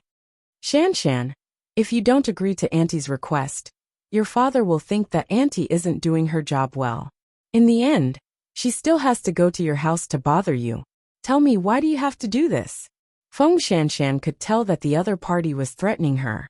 Even so, she still didn't want to see the Feng family. "There's really no need." Mama Feng was rebuffed, but she wasn't angry because she had called Feng Shanshan in front of Papa Feng. It was this girl who didn't know what was good for her. Papa Feng was silent for a while before he finally said, "I'll go to Shanshan's house again tonight." Perhaps in Papa Feng's heart, he still remembered that he had such a daughter, and that she was suffering outside. Mama Feng and Feng Wen, on the other hand, were planning to deal with the situation nearby. The whole family had their own thoughts, but none of them had any good intentions. After Feng Shanshan hung up on Mama Feng, she called Mu Qiqi again. After Mu Qiqi heard this, she smiled. "What a good opportunity. I was still thinking about how to set up a trap. Now I've saved my energy. What do you want to do?" "Of course, let the Feng family know that you don't like their things at all. Agree to them. Don't implicate godfather and second uncle Shun. I don't want to use their name to cause trouble outside, Feng Shanshan said to Muqiqi seriously. You're not allowed to mess around either. Am I the kind of person who messes around? Muqiqi chuckled and instructed her. Go for the prenatal checkup properly. Don't think about anything else. If your father asks you to go for a meal, go. Just send me the address and time later. Don't be afraid of anything, understand? Why are you so good to me? Chapter 832. Besides, there's no need to bring dad and second uncle out to deal with the Feng family. Master Xiao and I will be enough. After saying that, Muqiqi hung up. Then, Feng Shanshan returned Mama Feng's call and agreed to eat. She really did not want to see Papa Feng appear at her doorstep again. Then I'll book a seat and send you the time and address. Feng Shanshan nodded indifferently. A moment later, a new policewoman from the station arrived. Hello, sister-in-law. My surname is Xing. You can call me Xiao. Xing boss can't leave, so he asked me to accompany you to the prenatal checkup. Actually, I can go alone. Feng Shanshan was a little embarrassed. After all, she felt bad for always mobilizing so many people. The girl called Xiao Xing shook her head like a rattle drum. Boss said that I have to follow you even when you go to the toilet to ensure your safety. If I can't even do this task well, then I'll go home and eat by myself. Then I'll have to trouble you. Feng Shanshan thanked her and went back to her room to get her bag. Then, she went to the hospital with Xiao Xing. Song Qiaoji saw that Feng Shanshan was always accompanied by people, so she smiled.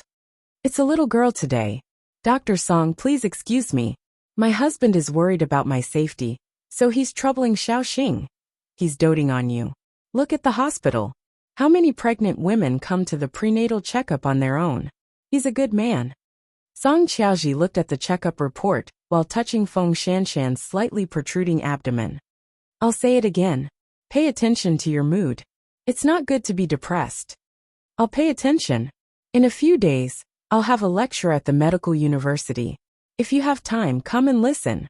It's good for pregnant women. Of course, it would be even better if the child's father can attend. Song Qiaoji handed the flyer to Feng Shanshan. Thank you, Dr. Song. I'll definitely go when I have time. You're welcome. Song Qiaoji did not show any abnormalities, but she had already started to invite Feng Shanshan. In other words, she did not know which event in the future, Feng Shanshan, might be schemed against.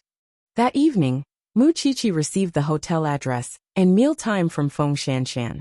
After putting away the phone, Muqiqi's eyes lit up with excitement. Xiao Xiao, let's go to Jinrong Manor for dinner tomorrow night. I heard that they advocate vegetarianism and are very popular recently. I haven't been there yet.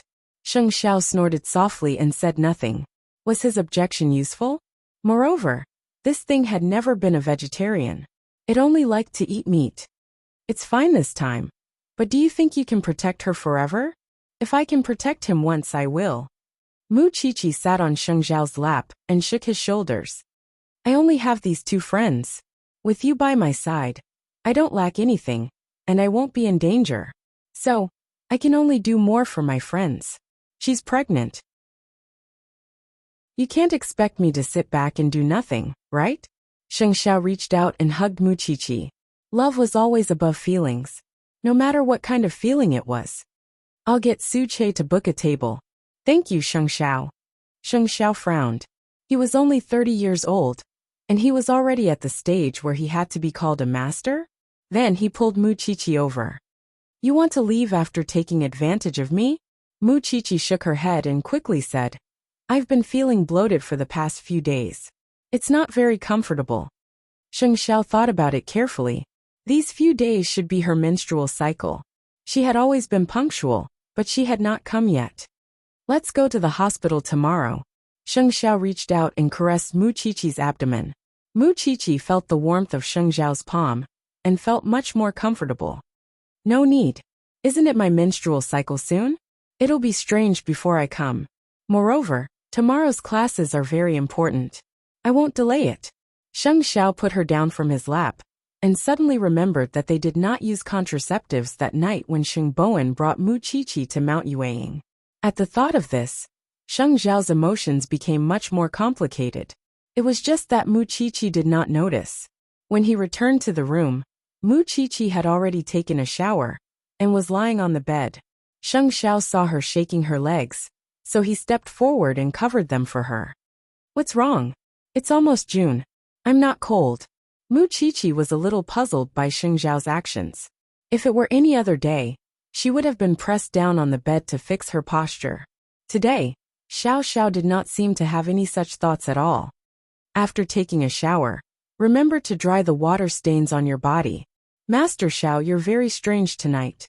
Mu Chichi was puzzled. Sheng Xiao did not explain why, and went into the bathroom. When he came out, Mu Chichi was already asleep on the bed. It was obvious that she had been in class recently, and was very tired. Sheng Xiao sat on the edge of the bed, lifted the blanket and put Mu Chichi in. Seeing that she showed no signs of waking up, he stared at her abdomen. He hoped that he was overthinking. The next day, Tang Yin was about to go out with his keys. When Feng Shanshan saw him open the car door, she called out to him. Dinner at Jinrong Manor at 6:30 p.m. Don't forget. Tang Yin closed the car door and returned to Feng Shanshan's side. He kissed her forehead. I'll pick you up at home at 5. Aren't you busy at the bureau? No matter how busy I am, I have to make time to accompany you. If he did not protect his own woman, was he really going to place his hopes on someone else every time? Feng Shanshan did not say anything and watched Tang Yin drive away. She had no power or influence, and no one in the Feng family was on her side. Therefore, when she went to the Feng family this time, other than causing trouble, it seemed that she would only bring embarrassment to Tang Yin. At 6 o'clock in the evening, Jinrong Manor, the Feng family had already arrived at the restaurant's private room. However, Feng Wen had been silent ever since she entered the restaurant.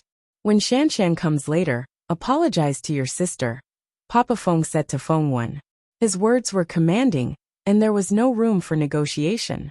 Feng Wen did not say anything, but she vented all her anger on the tea set. And you, if Shanshan comes home, promise me that you'll take good care of her. I owe her too much. Papa Feng turned his head and said to his wife, Where's Xiaowei? Xiaowei is still on the way. She'll be here soon. Mama Feng answered with a smile, trying her best to look graceful and elegant. In a while I'll also persuade Shanshan. There's no need to pester the poor police officer. Papa Feng did not like Tang Yin at all. He only felt that his daughter could find a better home. What was the point of following this man who ran to murder scenes all day? At 6:30 p.m., Feng Shanshan and Tang Yin also arrived at the private room. Papa Feng did not want to have a strained relationship with his daughter from the start, so he ignored Tang Yin.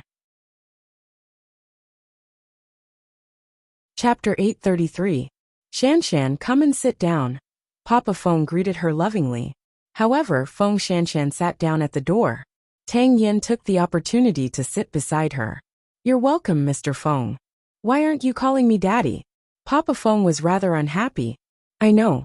2 days ago, your sister went over and made you suffer. I've also taught her a lesson. Feng Wen, apologize to your sister.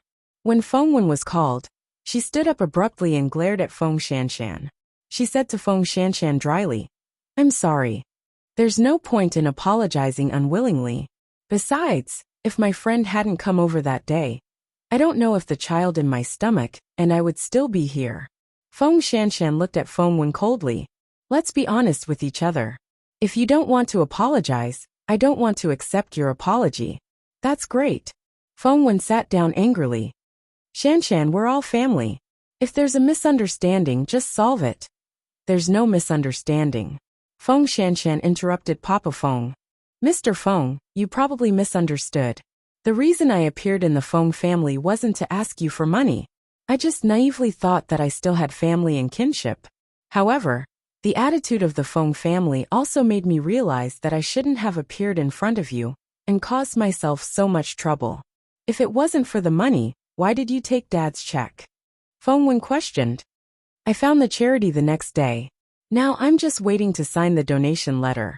It can be considered as doing good for the Feng family, Feng Shanshan said calmly.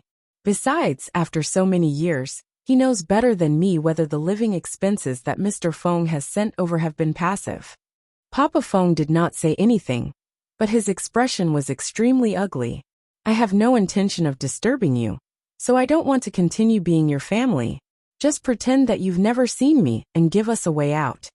Feng Wen's expression was extremely sarcastic, because she did not believe a single word Feng Shanshan said. You're making it sound nice now. Now that you know that Dad is the CEO of the Hanwen Group, who knows if you'll use your identity as the second daughter of the Hanwen Group to seek benefits in the future.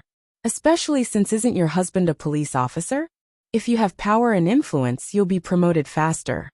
After hearing Feng Wen's words, Feng Shanshan laughed out loud. In my heart, I've never taken the Hanwen Group seriously. You don't take it seriously. What about your husband? Feng Wen's words were mocking Tang Yan, which was what Feng Shanshan could not stand the most. Humiliating her husband was equivalent to slapping her in the face. Seeing that she didn't look good, Tang Yan wanted to say something, but he was stopped by Feng Shanshan. This was her family. No, this family was only related to her by blood, so she didn't want Tang Yan to waste his energy on this family. My husband has no interest in currying favor with you. Even if he does, you're not qualified, Feng Shanshan said sarcastically. Who does he think he is? Shanshan, it's not that I'm scolding you, but you're still young. You can still find better happiness. Papa Feng took the opportunity to join in. It's not that I dislike your husband, but his job is so dangerous. How can he take care of you and the child? Feng Shanshan finally understood. It seemed that the Fengs were not going to talk nicely. You don't have to worry about that, Feng Shanshan replied coldly. The purpose of my visit today is to tell you that in the future, we'll pretend that we don't know each other. This is the best outcome. Everyone will be satisfied. Seeing that Feng Shanshan was angry, Tang Yan held her hand and reminded her not to be angry. Then, his calm voice sounded at the dining table. Although I don't have any background, I'm not completely helpless. It's enough to give Shanshan the life she wants. With just you, a poor police officer? With just me, a poor police officer, Tang Yan said firmly. Your Hanwen has encountered a tax problem recently, right? The director of the tax bureau over there is my senior. Tang Yan's words were unhurried, but it shocked the Fengs. Especially Papa Feng. It was certain that the tax problem this time would be investigated. However, he did not expect that this poor police son-in-law would know about it. I won't make things difficult for you. And the Fengs shouldn't make things difficult for us either. Shanshan and I just want to live peacefully. We don't want the Fengs to disturb us again. Otherwise, I don't know what I'll say or do to my senior. After all, we have a good relationship. Tang Yan's words were neither servile nor overbearing, but they were always accurate and effective. Papa Feng immediately fell silent. You're threatening me. So, when you're being given face, you should take it back. Tang Yan retorted coldly. You're Hanwen, to put it bluntly. Don't you know what kind of status you have in Jianchuan? Don't think that everyone you see is interested in your money. You, who do you think you are? Are you lecturing us here? Feng Wen pointed at Tang Yan's nose and scolded. It seems that the Fengs want to drink tea. If you have the ability, go ahead and sue them. I don't believe that a poor police officer, like you, can be brothers with the people from the tax bureau. Then we'll see. After saying that, Tang Yan looked at Feng Shanshan and asked her gently, Do you want to leave? Chi-Chi is waiting for us on the other side, Feng Shanshan replied. Let's go now.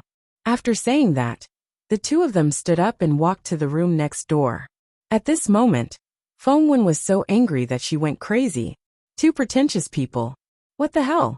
Dad, just you wait and see. What people from the tax bureau? It's all a lie. Previously, Feng Shanshan even said that she knew the mayor's niece.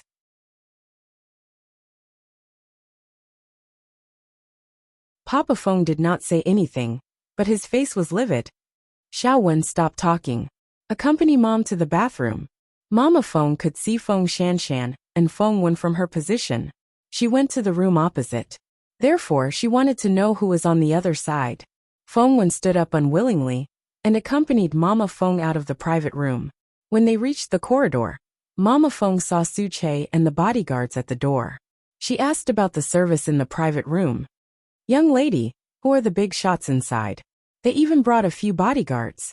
Oh, it's President Sheng and his wife from Zhongting, who is Mayor Shen's niece.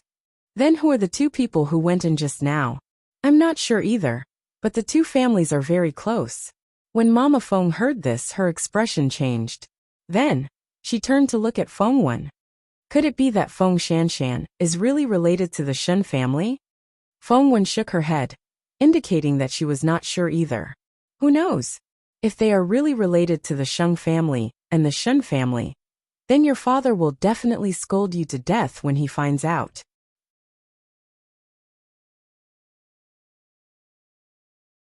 Chapter 834. What's the big deal? Mom, it's fine as long as you don't tell Dad.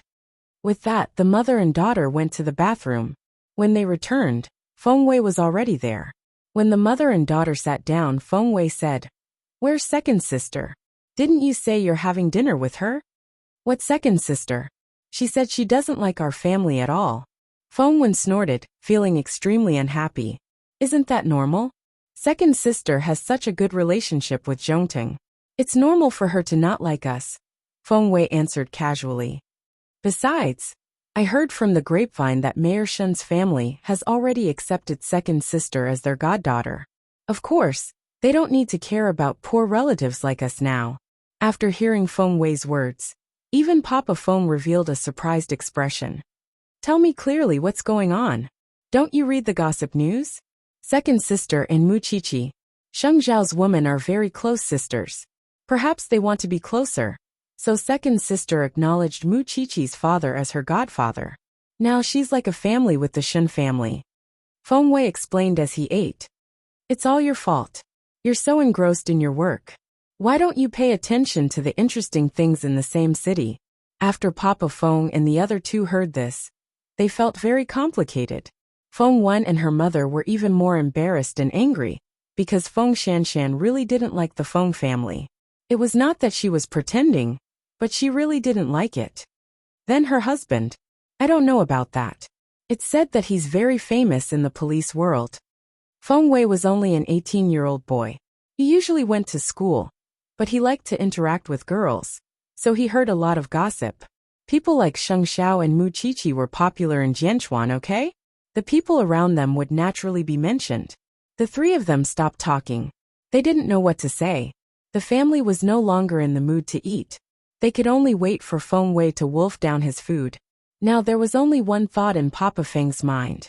If what Tang Yin said about the tax bureau was true, then, before Feng Wei finished eating, he saw a group of people coming out of the opposite room. It was Mu Qiqi and Feng Shanshan. No matter how slow Papa Feng was, it was impossible for him not to recognize Sheng Xiao. In fact, the two women were walking in front while Sheng Xiao and Tang Yin were walking side by side behind them. The scene of the four of them was very beautiful. But this scene made Papa Feng feel very uncomfortable, because he knew that he had offended the so-called poor son-in-law. As for Feng Wen, although she felt very unwilling, she also knew how unreachable these people were. Therefore, she no longer doubted Feng Shanshan's words, nor would she look for trouble with Feng Shanshan. Among the four of them, only Mama Feng was terrified because she saw the change in her husband's expression. Then, when she mentioned paying the bill, she was told, "Madam, the customer opposite has already paid the bill for you. Furthermore, he left a message for you. If you bully others, you will have to pay the price." We don't know. Mama Feng was at a loss. Go home. Papa Feng took a deep breath. He knew that his relationship with Feng Shanshan could not be salvaged. However, he was worried about the tax issue. From the moment he found out about Tang Yin and Feng Shanshan's identities, he began to tremble in fear. At this moment, Feng Wen did not say anything. She could only remain silent, because she knew that if she spoke, Papa Feng would definitely settle the score with her about finding trouble with Feng Shanshan. On the other side, Mu Qiqi and the other three changed places to eat.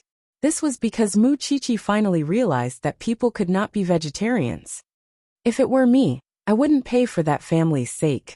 Mu Qiqi felt that Feng Shanshan's money had been spent unjustly. I hope they know what's good for them. With the two of you revealing your identities, that family can only admit defeat. Feng Shanshan said with a smile. Feng Shanshan smiled. I thought you were going to think of some tricks to humiliate that family. To deal with those self-righteous people, you just need to let them know that they're really nothing. That's the best punishment. If the Feng family still has face, they won't disturb you again. Mu Qiqi snorted. I don't think they will. After Feng Shanshan said that, she subconsciously looked at Tang Yan. You've been wronged. Tang Yan had been silent, but he held Feng Shanshan's hand tightly and said, Your father is right. But I have nothing, and I have a big family's trouble. I don't care. I don't care either. Feng Shanshan quickly added, afraid that Tang Yan would misunderstand. Then about the tax bureau. Wait for a good show tomorrow. He was indeed just a lousy police officer. Moreover, he had no power or influence. However, over the years, he had built up a lot of connections and friends. It was naturally impossible for him to deal with a company like Zhongting, but it was not a problem for him to deal with Hanwen. Moreover, there was a problem with Hanwen itself. That's good too. Let that family look down on you. Speaking of Tang Yan's background, if his parents were still alive, he would be a director or something like that by now. Even so, although his parents had passed away, his influence was still there. It was not difficult for him to get something done. Then, the four of them went to another German restaurant. When Mu Qiqi saw the steak, her eyes lit up. This is what you call dinner? Feng Shanshan laughed silently, especially when she saw Mu Qiqi cutting the steak. It was so neat and thick that it really made one's imagination run wild. Seeing you cut it like this, I've lost my appetite. I can't help it. It's an occupational disease. Mu Qiqi expressed that she could eat very well. Sheng Xiao and Tang Yin looked at each other. The two men did not say anything. That night, the two men were just going through the motions, especially Sheng Xiao. Actually, there was no need for him to come personally. As long as Mu Qiqi announced his man's name, the Feng family would still be afraid. We've achieved our goal. Can we stop for a few days?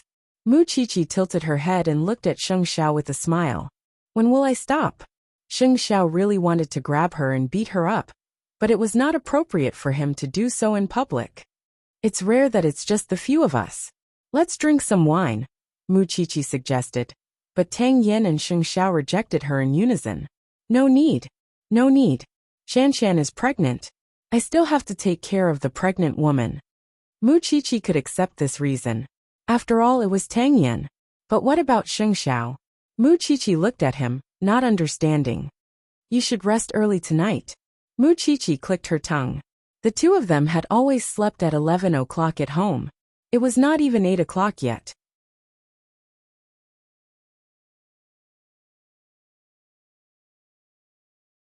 Chapter 835. On the way home after the small gathering, Feng Shanshan kept staring at Tang Yin. Perhaps Tang Yin knew what she was thinking, so he waited until he entered the door before saying to her, I don't mind. But I mind. Feng Shanshan hugged him and said, My husband is not a lousy police officer. In my heart you're a hero. No one has the right to look down on you, because you've made an indelible contribution to the stability and prosperity of this city. Isn't that enough? Tang Yin smiled. I don't mind what others think of me. I just want you not to be bullied by anyone. Feng Shanshan leaned into Tang Yan's arms and couldn't help but get angry with him. Tang Yan's voice immediately became hoarse. He held her hand and didn't let her move. I'll hurt you. Just be careful.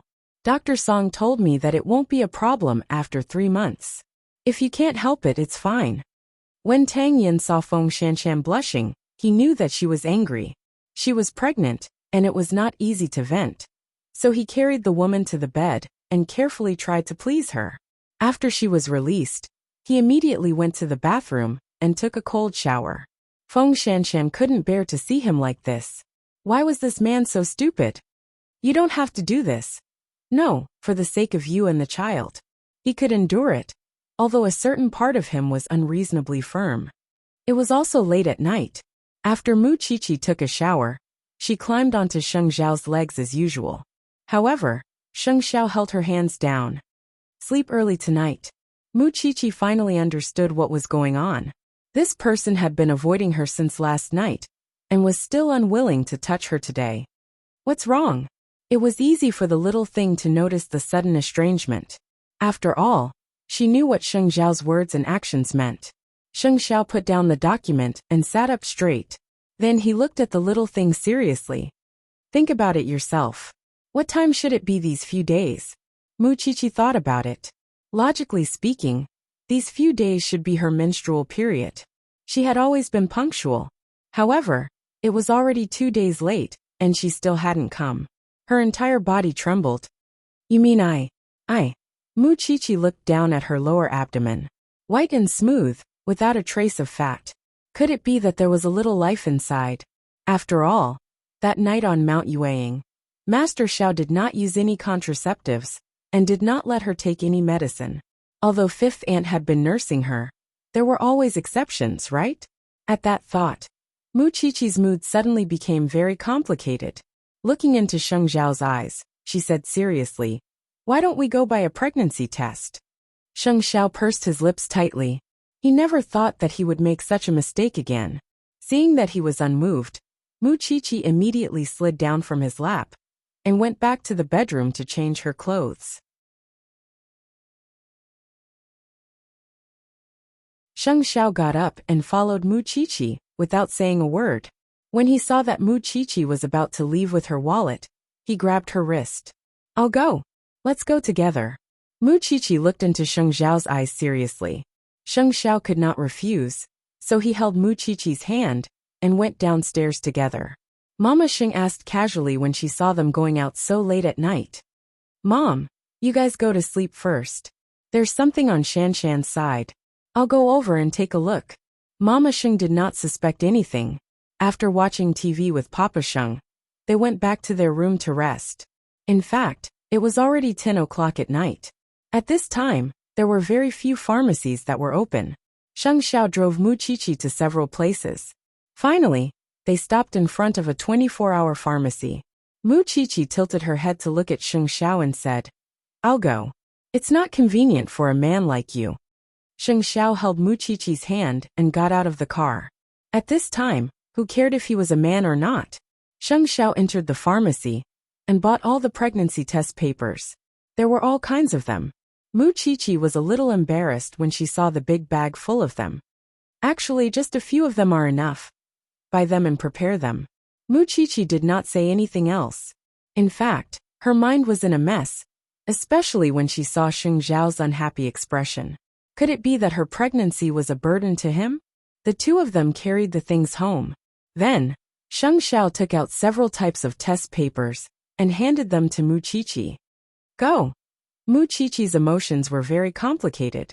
Who would test 5 or 6 at once? If I really have it. Go first. Sheng Xiao sent her into the bathroom and closed the door. Mu Qiqi held the test papers. Her head was empty and very swollen. She had been envious of Feng Shanshan before, but when it was really her turn, she was nervous and began to be suspicious. Then, she opened the 5 boxes of pregnancy tests and checked them according to the instructions. After a while, she lined up the 5 pregnancy tests in a row and squatted on the toilet to observe them carefully. A minute later, there was a subtle change in her expression. "Are you done?" All the pregnancy tests had 2 red lines on them. She was pregnant. She was pregnant with Sheng Xiao's child. However, she felt that Sheng Xiao did not seem happy. So when Sheng Xiao asked, she did not know how to answer. Especially since she was afraid that Sheng Xiao would ask her not to have their child. So Mu Qiqi did not say anything for a long time, until Sheng Xiao opened the bathroom door. His gaze swept across the items on the sink, and he understood what was going on. However, his expressionless face fell into Mu Qiqi's eyes. "Come out. The toilet is cold." Sheng Xiao reached out to hug her. Mu Qiqi felt a little sad. She wrapped her arms around Sheng Xiao's neck and said, "You're not happy. You. Sheng Xiao, let me tell you. If you ask me to abort our child, between us, I'll ignore you for the rest of my life."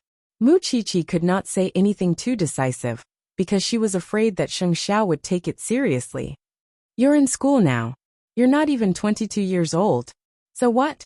The child is already in my stomach. You're not allowed to say no. Mu Qiqi was anxious and struggled in Sheng Xiao's arms.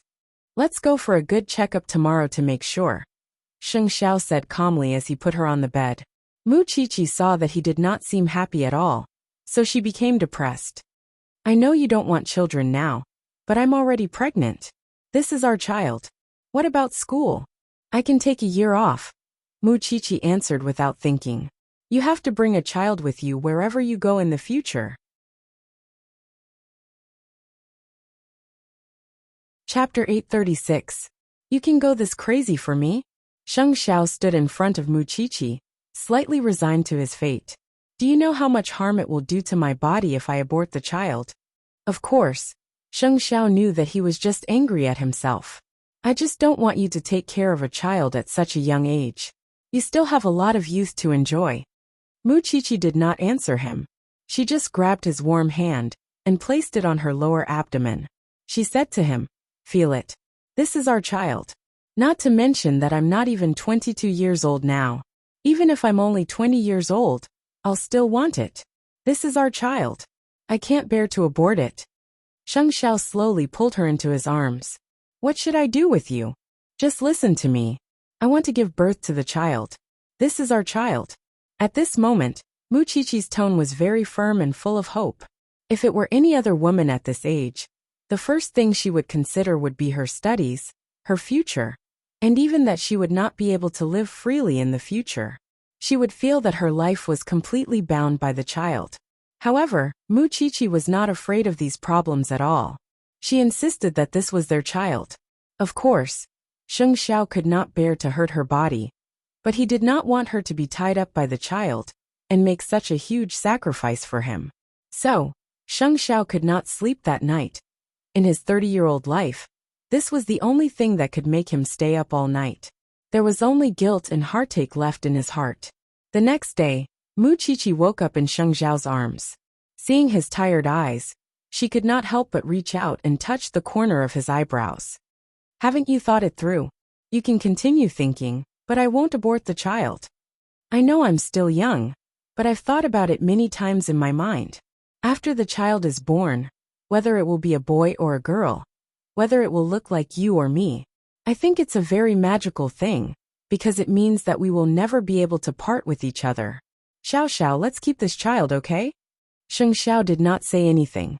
He just leaned close to the little one's eyebrows and kissed her gently. I've already asked Su Che to make an appointment.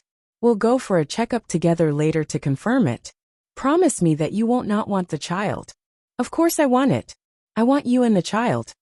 Because abortion was extremely harmful to the mother's body. Even though Sheng Xiao had doubts and his heart ached, one night of thinking was enough for him to think clearly about the direction of the future. Mu Qiqi was finally relieved when she received this answer.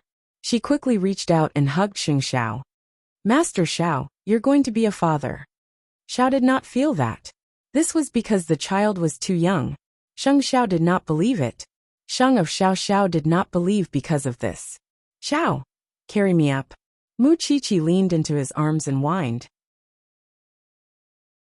Xiao of Xiao, Mu Qiqi, of Xiao of the Xiao of Qiqi. You, Mu of Mu Qiqi smiled when she felt that she was surrounded by a tall figure. She felt very warm. We'll wash up like this from now on. It's very safe. Sheng Xiao rinsed his mouth with his right hand, while his left hand wrapped around Mu Qiqi's neck. When they were done washing up, Sheng Xiao turned Mu Qiqi around and instructed her carefully. Since you're pregnant, you can't be like before. You have to walk carefully, and be careful when you use knives. I'll help you apply for a leave of absence from school. You can't smell those strange smells and poisonous gases anymore. At that, Mu Qiqi wrapped her arms around his neck and nodded firmly. Yes, sir. They had not gone to the hospital for a checkup, so Sheng Xiao did not tell his family about it. While the two of them were washing up, a small episode happened. At about 8:30 a.m., the Hanwen group welcomed the police. Papa Feng could not help but tremble. When Feng Wen saw this, she did not dare to make a sound. How could she have known that the lousy police officer, that her whole family despised, would actually be related to someone from the tax bureau? I'm sorry, Chairman Feng. I'll have to trouble you to make a trip, the leading police officer said to Papa Feng. When Papa Feng heard this, he felt his vision turn black, and he collapsed to the ground. At 9 o'clock in the morning, Sheng Xiao brought Mu Qiqi to the obstetrics and gynecology hospital. When the doctor saw that she was so young, she smiled. You've decided to be a mother at such a young age? Do you like children? I don't like other people's children. I like my own, Mu Qiqi answered in a relaxed tone. Go in. The doctor will give you a good checkup.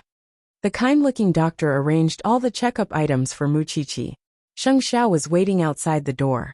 When Su Che saw this, he could roughly guess what was going on. Is young madam pregnant? In the future, I'll leave her safety to you. Sheng Xiao looked at Su Che solemnly. I don't trust anyone else. Okay. Su Che only had one word for it. It was difficult for Sheng Xiao to say the word trust. Therefore, Su Che swore in his heart that he would never let down the president's trust in his life. A moment later, it was time for the ultrasound. Sheng Xiao followed her into the ultrasound room. Mu Qiqi was lying on the bed. Sheng Xiao saw the cold instrument moving around Mu Qiqi's abdomen.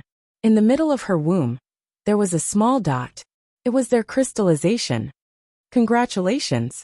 The baby is 40 days old. It's this small dot. It will quickly grow in your stomach. Mu Qiqi's eyes turned red because this time, she confirmed that she was pregnant with Xiao Zhao's baby. You're still new parents, so go back and read more parenting books. The things to take note of are also in the books. Congratulations. After the checkup, Mu Qiqi pulled down her clothes and patted her abdomen. It was in this place that her and Xiao Zhao's baby were contained. When Sheng Xiao saw her like this, a corner of his heart seemed to be tugged fiercely. Then he picked her up. Xiao Xiao, I'm really pregnant. Really? Silly thing. This is the first photo of the baby. Mu Qiqi held it in her hand and couldn't close the corners of her mouth. I really want to tell the world. You can't tell anyone except your family, Sheng Xiao reminded her. In the future, you have to go to dangerous places less. And don't get close to dangerous people. I'm a father now. My mouth is also full of nonsense. Mu Qiqi was in Sheng Xiao's arms excitedly. Xiao Xiao, are you happy that I'm pregnant? Is that so? Yes. Sheng Xiao answered coolly. At this time, men hid their feelings deep in their hearts. It was impossible for them to say it out loud. Are you really happy? Sheng Xiao did not answer this time. He just hugged Mu Qiqi even tighter. Mu Qiqi smiled, satisfied. This damn man only knew how to act cool. I'll go to your school in the afternoon. You can rest at home. Okay. Mu Qiqi answered secretly, because she was still a little reluctant. But it was okay. After giving birth to the baby, she could still go back and continue doing what she liked.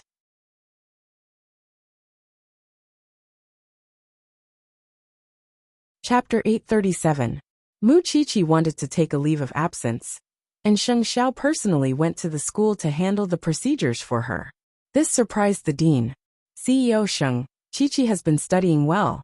Why is it so sudden? She's sick and needs to rest. Sheng Xiao did not mention the pregnancy. After all, he was already worried about this precious treasure of his before she was pregnant. Now that she was pregnant, her safety was even more of a headache. If it's very serious, then she does need to rest. I really didn't expect such an outstanding child like Qiqi. The dean could not help but sigh. No, it should be said that it was a pity.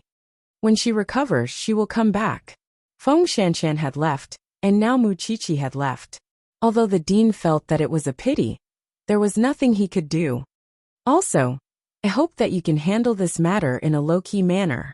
Okay, I understand. The dean nodded in understanding. Mu Qiqi was a famous person to begin with. If she suddenly did not come to class, it would definitely cause criticism from others. Don't worry, CEO Sheng. Sheng Xiao personally settled the matter before returning to Zhongting. He asked his secretary to spare 2 days. After giving instructions, he brought Su Che back to the Banyan courtyard. Papa Sheng was working in Zhongting. Mama Sheng and fifth aunt were preparing lunch at home. When they saw Sheng Xiao, they were a little surprised. Eighth brother, you rarely come back at noon. Sheng Xiao did not answer his mother's question. Instead, he turned to fifth aunt and said, Don't prepare any ingredients that are not good for pregnant women. CEO Sheng, are you going to give Miss Feng a tonic? Fifth aunt misunderstood. It's Chi-er, Sheng Xiao answered, standing at the entrance of the kitchen. Then, he saw the two women in the house petrified. Mama Sheng immediately reacted. Eighth brother, do you mean that Chi-Chi is pregnant? I went for a checkup this morning. It's been more than a month, Sheng Xiao answered calmly.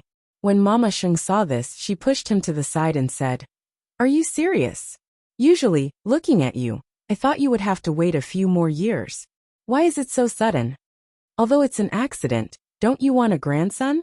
Sheng Xiao frowned slightly when he saw Mama Sheng's strange attitude. What are you saying? You bastard. I just feel that it's unfair for Chi-Chi to be a mother at such a young age. Mama Sheng couldn't help but hit her son. Since you have it, of course it's the family's treasure. Mom Chia really cares about this child. Help her. She doesn't care about the child. She cares about you. Do you think women like to have children? Isn't it all for the man she loves?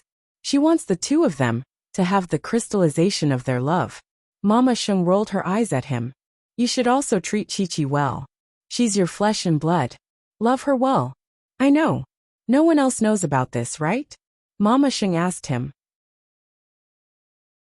Since he just came back from the hospital, it meant that he had not told anyone. No. Then let's not talk about it for now. We'll talk about it after 3 months.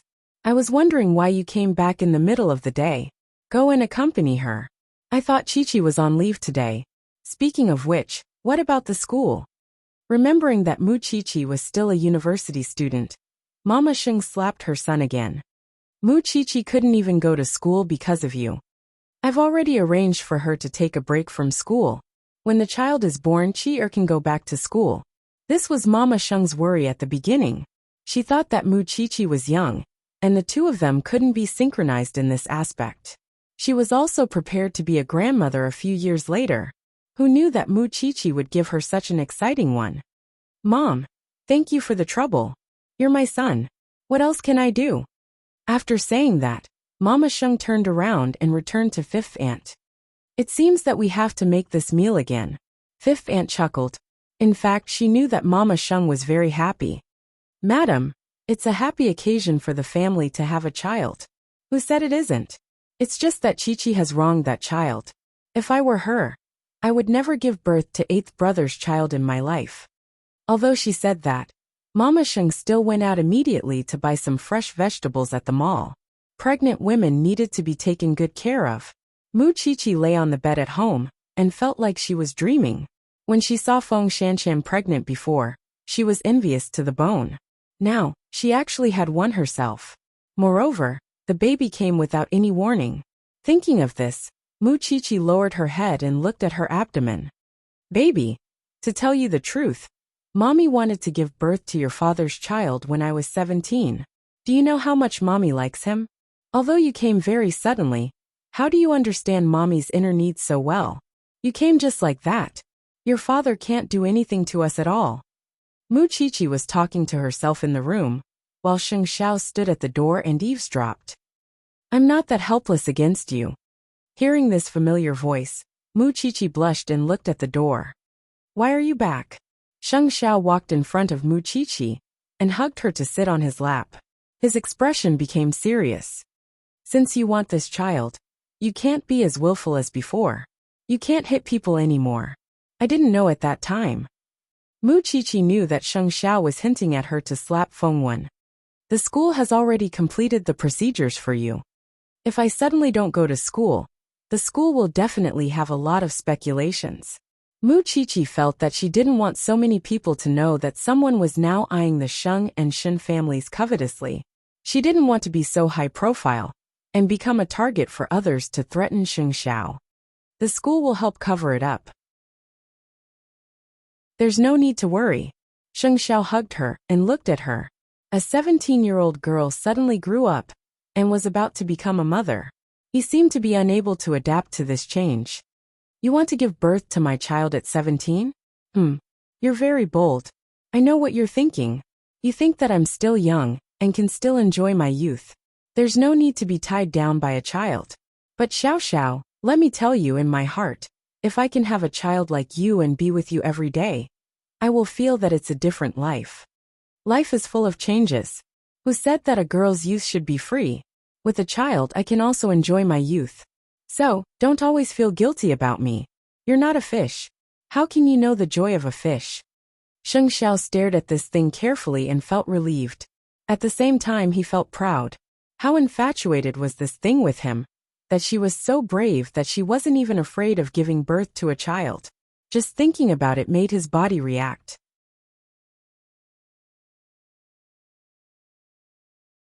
Chapter 838. Sheng Xiao pressed the little thing down with a calm expression. If you mess around again, I'll deal with you somewhere else. Mu Qiqi did not dare to act rashly. However, when she thought about not being able to have sex for 10 months, could this man hold back? Xiao Xiao, it's only the first day, and you're already so angry. How can you stand it for 10 months? What do you want to say? Just say it. Sheng Xiao looked at it with a faint smile. Did it think he couldn't tell that there was a hidden meaning in its words? What if you want it? I've heard that men are most likely to cheat when a woman is pregnant. Sheng Xiao's gaze slowly moved from Mu Qiqi's little face to her chest. You should be a lot bigger after you get pregnant, when the time comes.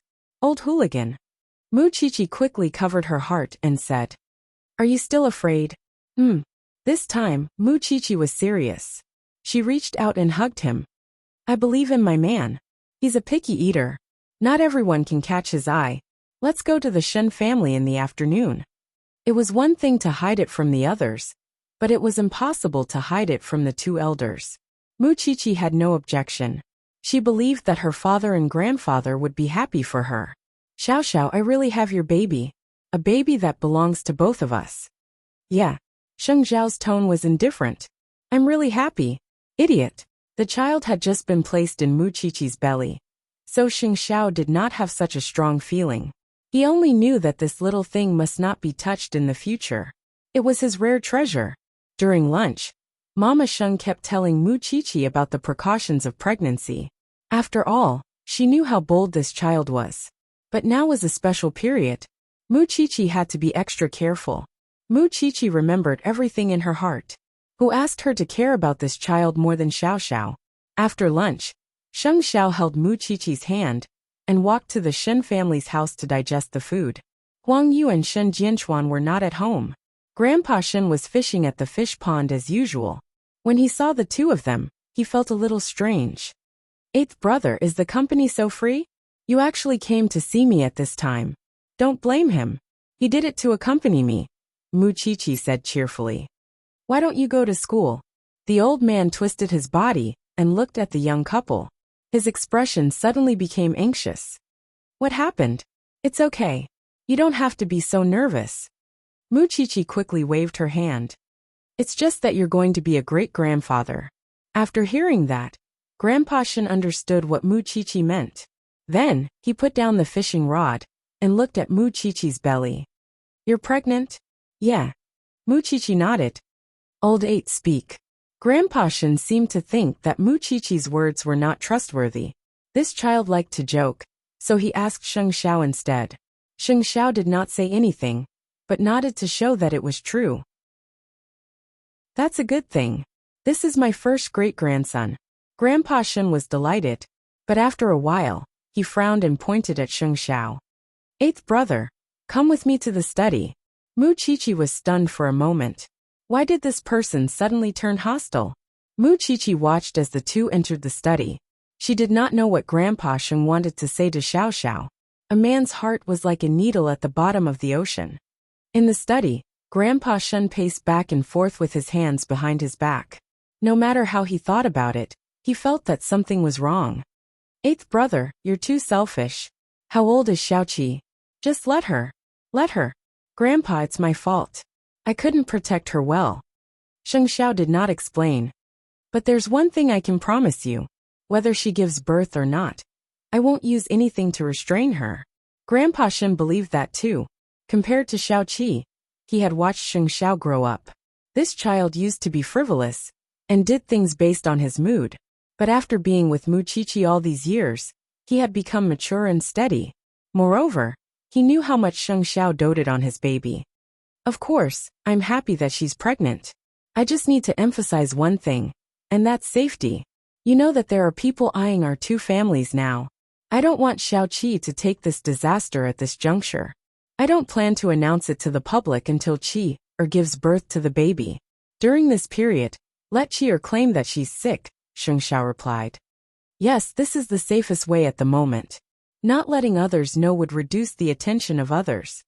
You young people should arrange these things yourselves. But don't forget what you promised me. You can't let Qi suffer any grievances. I know. The two of them did not stay in the study for long. But it was enough for Mu Qiqi to stretch her head. After a while the two of them came out of the study. Mu Qiqi quickly went up to him. Grandpa, do you blame Xiao Xiao? Don't blame him. It's me who wants to keep this baby.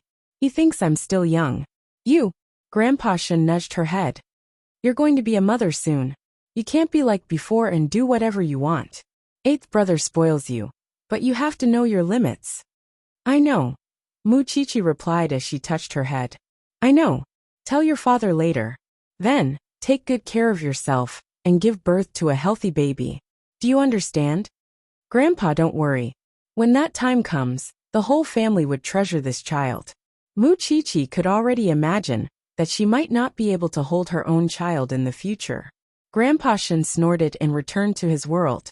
Mu Qiqi looked at Sheng Xiao and said, I want to wait here for Dad to come back and tell him the news personally. If you have something to do in Zhongting, go and do it. You won't worry about me staying with the Shen family, right? I came out for 2 days just to accompany you. I'm only worth 2 days for you to come out for. Little one, don't be too proud. I'll find a book to record everything you've done. When you give birth, I'll settle everything with you one by one. Sheng Xiao hugged her, but there was a sporadic smile at the corner of his mouth. I don't believe you can bear to. The two of them waited in Shen Jianchuan's antique room. Half an hour later, they saw Shen Jianchuan coming back. Dad. Shen Jianchuan glanced at the two of them. He was also puzzled. After a moment, his gaze moved down to Mu Qiqi's lower abdomen. This person was more meticulous than the old man. He knew that if it were not for this situation, the two of them would not have waited for him here at this time. You're going to be a mother? Why are you so wise? Mu Qiqi immediately praised. We don't even need to say anything.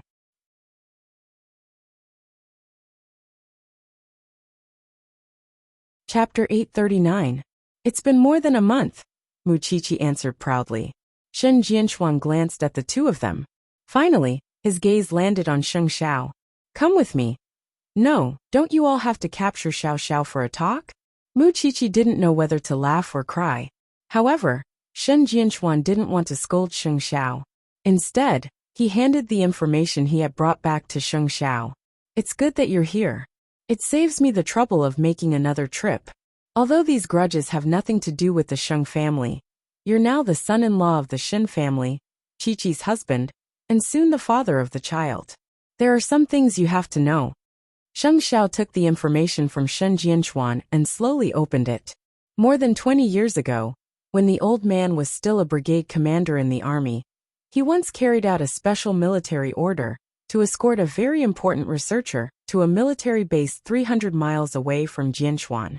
However, during the process, something went wrong, and he fell into the enemy's ambush.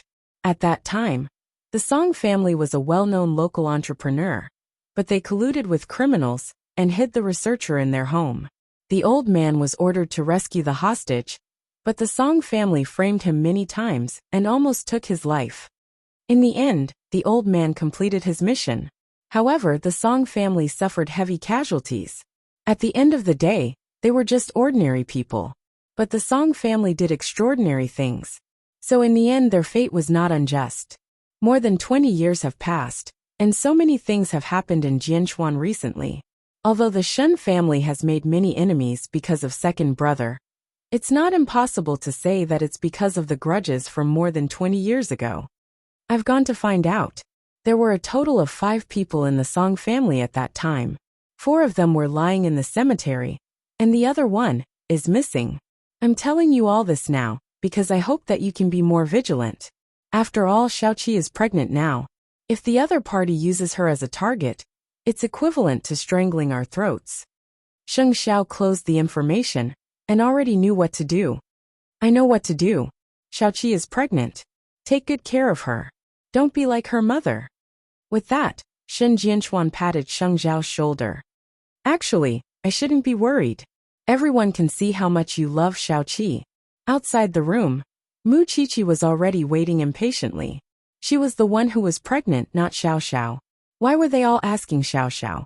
Just as she was about to knock on the door, the two of them finally walked out of the room. Mu Qiqi rolled her eyes at Sheng Xiao. Scolded again? Looks like I need to go to that loudspeaker and shout. I want this child. It has nothing to do with you. How is it not related? Isn't he the father of the child? Shen Jianchuan glared at her. You're already going to be a mother, yet you're still so willful. I'm being wronged. How am I willful? Mu Qiqi pointed at her nose and asked. All of them knew that she was pregnant and dragged her husband away. How could they talk to her? All right, let's go home. Sheng Xiao took the folder and held Mu Qiqi's hand.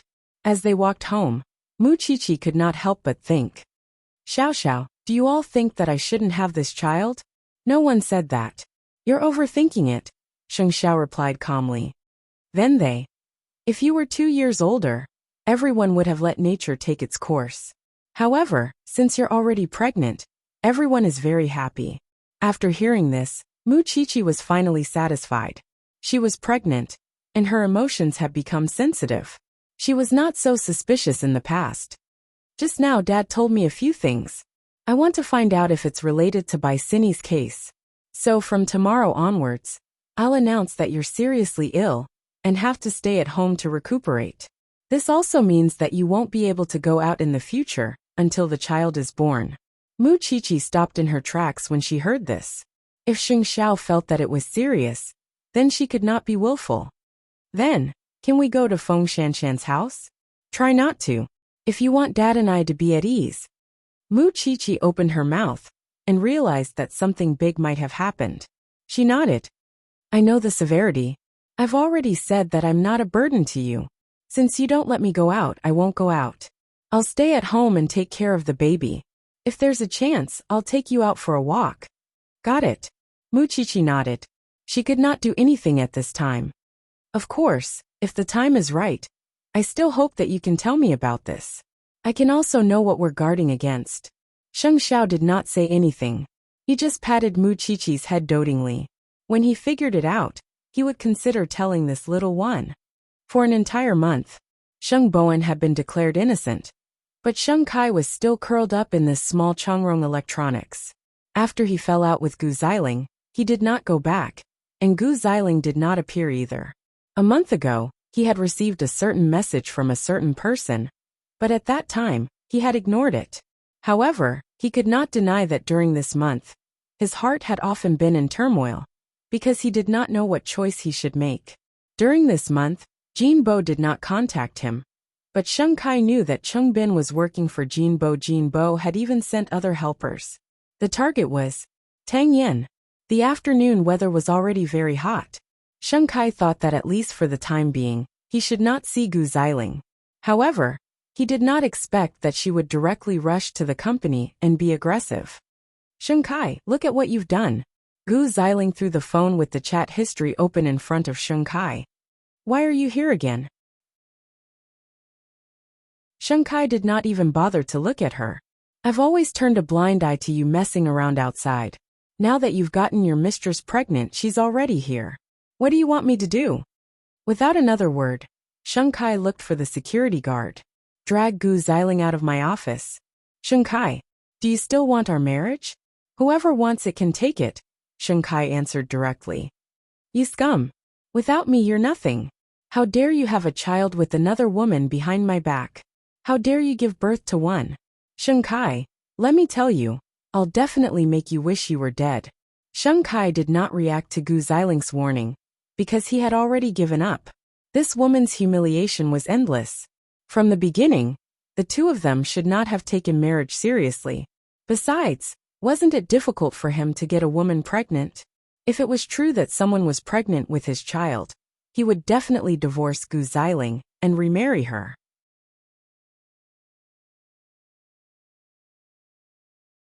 Chapter 840. That night, Sheng Kai came out of the company. As soon as he entered the underground parking lot, he was pressed to the ground by a few men with a sack over his head and beaten up. The other party was obviously ruthless. It was not until Sheng Kai could not move that the few of them were afraid that he would die, and hurriedly ran away. Sheng Kai lay on the ground. At that moment, he felt that his body was in so much pain that it was about to split open. He did not need to think too much to know who had sent them. Other than Gu Xiling, who had gone crazy during the day, there was no one else. Thinking of this, Sheng Kai clenched his fists. Now that he had been betrayed by his family, he had been pushed into a pit of fire by Gu Xiling's grandfather. His life was worse than death. He did not dare to run away from Jinbo, because he did not want to end up like Sheng Kai. However, what could he do while curled up in such a small space? What could he do? In his mind, he suddenly thought of the text message from a month ago. Sheng Kai lay on the ground and took out his phone from his leather bag. He flipped to the text message with bloodstains on it. I promise you. But I want to borrow Jinbo's hand to make the Gu family suffer a fate worse than death. So, wait for me first. The humiliation that Gu Xiling had brought him was enough. Late at night, Mu Qiqi came out of the bathroom and saw Sheng Xiao texting someone, so she leaned her little head over. Sheng Xiao immediately turned off his phone and looked at her. Didn't we agree that you're not allowed to fool around until you find out what's going on? Then how do I know you're not texting with some beautiful woman? Sheng Xiao hugged her and put his phone aside. This one is about to go to heaven. How many more? Am I that free in your heart? I'm just teasing you. I'm a little sleepy. She did not know if it was a psychological effect, but Mu Qiqi felt that pregnant women should be sleepy. Sheng Xiao touched her hair and made sure that it was not wet. Then he picked her up and placed her on the bed. Sleep. Sing me a song? This thing's ability to torture people was increasing day by day. You can ask me to tell you a story, but you can't ask me to sing for you. Men all had a bottom line. Mu Qiqi smiled and admitted defeat. Then tell me a story. Once upon a time, there was a high-spirited brigade commander.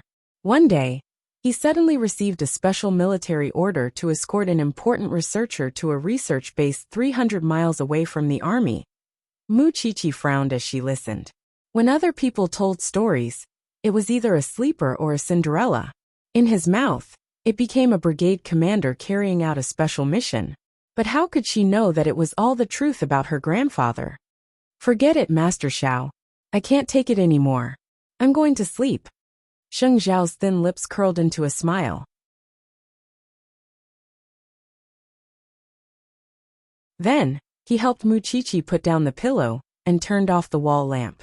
Only then did he leave the bedroom and go to the study. Mu Qiqi's head was spinning. Unexpectedly, the psychological effect was quite effective. She quickly fell asleep and slept very soundly. In the study, Sheng Xiao made a call for help. Soon, the people from the hospital found the place where Sheng Kai had fainted and sent him to the hospital. That's right. It was Sheng Xiao who sent the message a month ago. The only ones who can give you dignity and protect your life are your family and me. If you come back, I'll let bygones be bygones and give you a path with dignity. There are no conditions. Sheng Kai had thought about this message for a month. Although he did not want to admit it, deep in his heart, he believed Sheng Xiao's words because no one kept their promises as much as Sheng Xiao did. However, he felt ashamed. Moreover, he had long since thought that he and the Sheng family were from the same world. However, Gu Xiling's provocation made him suddenly realize that if this continued, he would die outside sooner or later. No one could stop him. At midnight, Jinbo's car arrived at the hospital. He had received news that Sheng Kai had been hospitalized. For the past month, he had hardly asked about Sheng Kai. He had left him to fend for himself. He had thought that he would think of a way to escape, but he did not have any intention of leaving. On the hospital bed, Sheng Kai was seriously injured. Jinbo sat beside him, waiting for him to wake up. Are you feeling better? Godfather, Sheng Kai called out softly. Why are you here? I didn't come to see you. How badly have you been beaten up? Jinbo said with some heartache. Who did this? Sheng Kai sat up with Jinbo's help. Then, He opened Sheng Xiao's message and showed it to Jinbo godfather. Sheng Xiao came to win me over. I've thought about it for a month, but I still only want to stay by your side. The Sheng family has humiliated me enough. I just want godfather to value me and trust me. Jinbo read the message, and his heart skipped a beat. I didn't expect the Sheng family to still care about old ties. They don't care about old ties. They just want to humiliate me, just like Gu Xiling. Godfather, take me with you. I just want to follow you. I just want those people who look down on me to see that they're blind to humiliate me. Jinbo thought about it carefully and patted Sheng Kai's shoulder. Rest well first. When you recover, come to Godfather's side. I'll teach you personally. Godfather, I still have a presumptuous request. The Gu family has treated me like this. I understand what you mean. When you get better, I'll support you in how you want to deal with the Gu family. Thank you, Godfather. Sheng Kai used Sheng Xiao's message to exchange for Jinbo's trust. However, he knew that this was only the most basic. There were more tests ahead. However, this did not matter. At least, it was better than being locked up in a small place like Changrong. For 2 consecutive days, Mu Qiqi did not appear in school. This finally attracted the attention of the students in the faculty. However, Mu Qiqi did not have any friends in school. If they wanted to know about her current situation, they could only ask the dean. She's fine, but she suddenly stopped coming to school. How strange. Could it be that she's been borrowed again? I don't think so. She really treats the school as her home. She can come and go as she pleases. There was a lot of discussion in the school. The dean saw that he could no longer suppress the news. So when he was teaching the students, he explained, Mu Qiqi has taken a leave of absence from school. Don't make baseless guesses. She's sick. Besides, this is someone else's private matter. Don't worry about it. Just do your part. Just like that, the news of Mu Qiqi's serious illness spread like wildfire. How serious was her illness to the point of taking a leave of absence from school? You're tuning in to the Li Mei's Sword of Destiny YouTube channel. We're so grateful for your support, and don't forget to subscribe to join us on this incredible journey through captivating stories. Your generosity through donations truly makes a world of difference, as it's the primary source of revenue that allows me to expand and enhance this channel for you. Thank you from the bottom of my heart for being a part of this adventure.